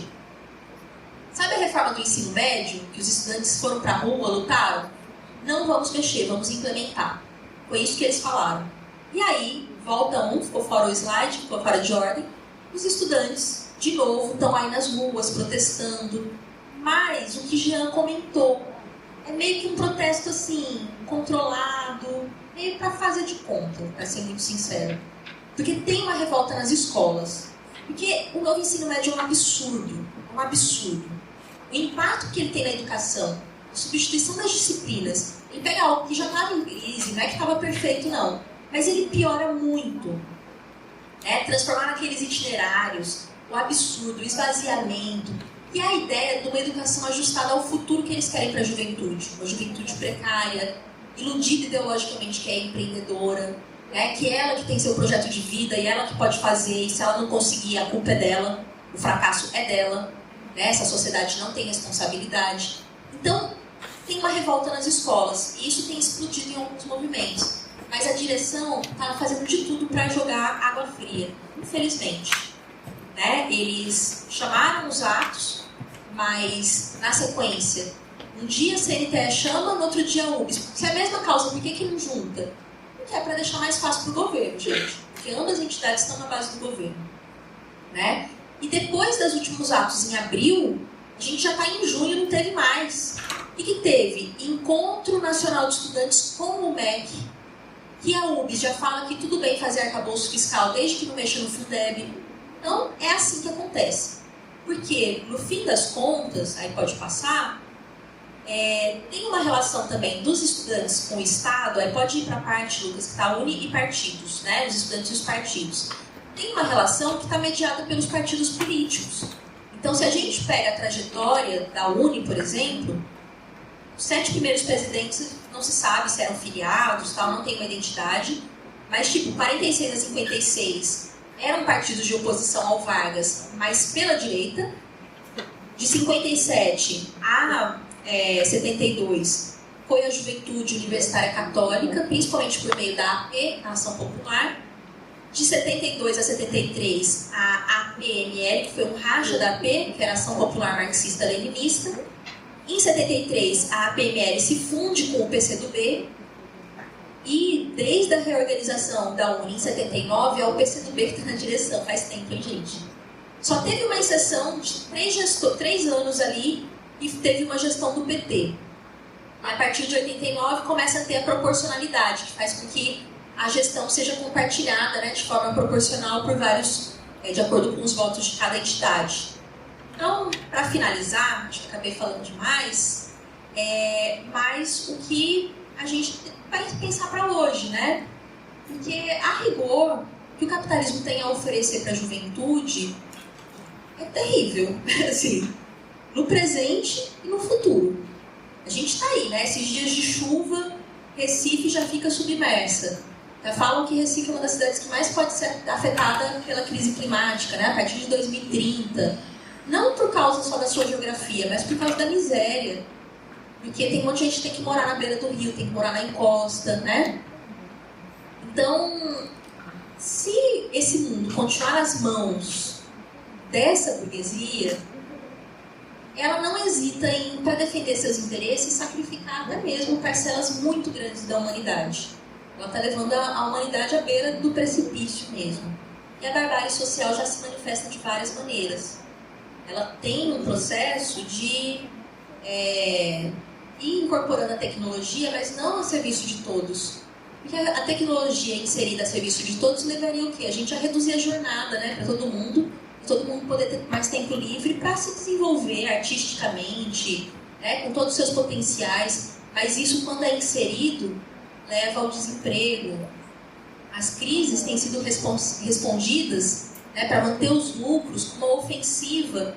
A gente não está vivendo uma expansão de direitos, nem mesmo uma manutenção, é uma retirada acelerada, né, uma perspectiva de precariedade, de desemprego.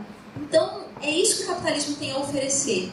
Só que essa juventude que tem um inconformismo com isso, ela também está tendo dificuldade de encontrar expressões políticas que deem vazão a isso, né? Então a gente vê que a classe dominante consegue neutralizar. A OIT, por exemplo, antes da crise da pandemia, né, 2019, estava tendo várias explosões de luta, por exemplo, no Chile, na Colômbia, e a OIT estava, olha, cuidado, tem algo perigoso aí que é uma crise de expectativas. Né? Se essa juventude perder toda a expectativa, ela pode ficar explosiva. Tem um lema da juventude dos movimentos de ocupação na Europa que nos tiraram tudo e acabaram tirando também o nosso medo. Então, vamos para a luta. Então, também essas organizações da classe dominante vêm tentando cooptar.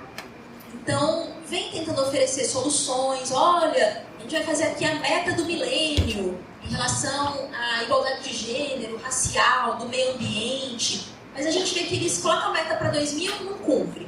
Aí joga para 2030, não cumpre. Joga ali, não cumpre. É uma promessa vazia, porque se não mexer nos interesses econômicos, nas bases materiais, não vai cumprir isso. Né? Tem muito investimento de fundações, ONGs, que são amparadas pelo capital monopolista, pela social-democracia europeia, por setores religiosos, para lançar editais, mapear os jovens, que eles chamam de jovens transformadores sociais, os change makers, os protagonistas, os empreendedores sociais, os dinamizadores. E aí ele pega esse jovem que tem uma inteligência, uma capacidade de liderança e traz para um discursinho ali já pré-moldado. Então, é isso que eles têm a oferecer. E eu acho que a gente precisa voltar a essa história de luta, mas com um olhar crítico, sem idealizar, né? Essas lutas, elas têm os seus limites. Também não tem como a gente copiar lutas passadas, os desafios são sempre novos, mas a gente pode aprender com as experiências. E vocês podem ter certeza que a classe dominante aprende com as experiências. Ela, né, intensifica os seus meios de repressão, de cooptação ideológica. Então a gente também tem que ser esperto, tem que aprender. Então, preservar a memória, preservar a documentação, fazer eventos como esse, é uma forma da gente aprender com a experiência e ajudar essa nova geração a travar suas lutas, colocar em prática, né, o seu espírito aí de contestação e sua criatividade a serviço de um projeto de transformação social. E aí, por fim, não podia faltar, né, a Rosa Luxemburgo, o pessoal que está fazendo a disciplina comigo de movimento, está quebrando a cabeça essa semana com ela, mas é uma frase dela, né, que há todo um velho mundo ainda por destruir e todo um novo mundo a construir. Mas nós conseguiremos, jovens amigos, não é verdade?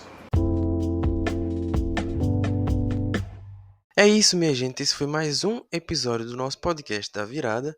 Espero que tenham gostado desse episódio, que conta um pouco, né, da dinâmica do movimento estudantil na luta de classes. Espero que possam compartilhar esse episódio. Se gostou, compartilhe nas suas redes sociais, nas suas redes de amigos que fazem serviço social. Não deixe de acompanhar as gravações também do podcast da Virada. Sempre tem algum episódio novo. Nos acompanhe nas redes sociais. No Instagram é Podcast da Virada. No YouTube também é Podcast da Virada. E não deixe de acessar o site do MESP para conhecer um pouco desse projeto de extensão, que é muito interessante, que fala sobre a dinâmica do serviço social de Pernambuco. Acompanhe também no YouTube, que também sempre tem as divulgações das palestras, das entrevistas que acontecem nesse projeto de extensão. Então é isso, espero que tenham gostado. Não deixe de compartilhar, de comentar e de nos seguir nas diversas plataformas. Um abraço e até o nosso próximo episódio.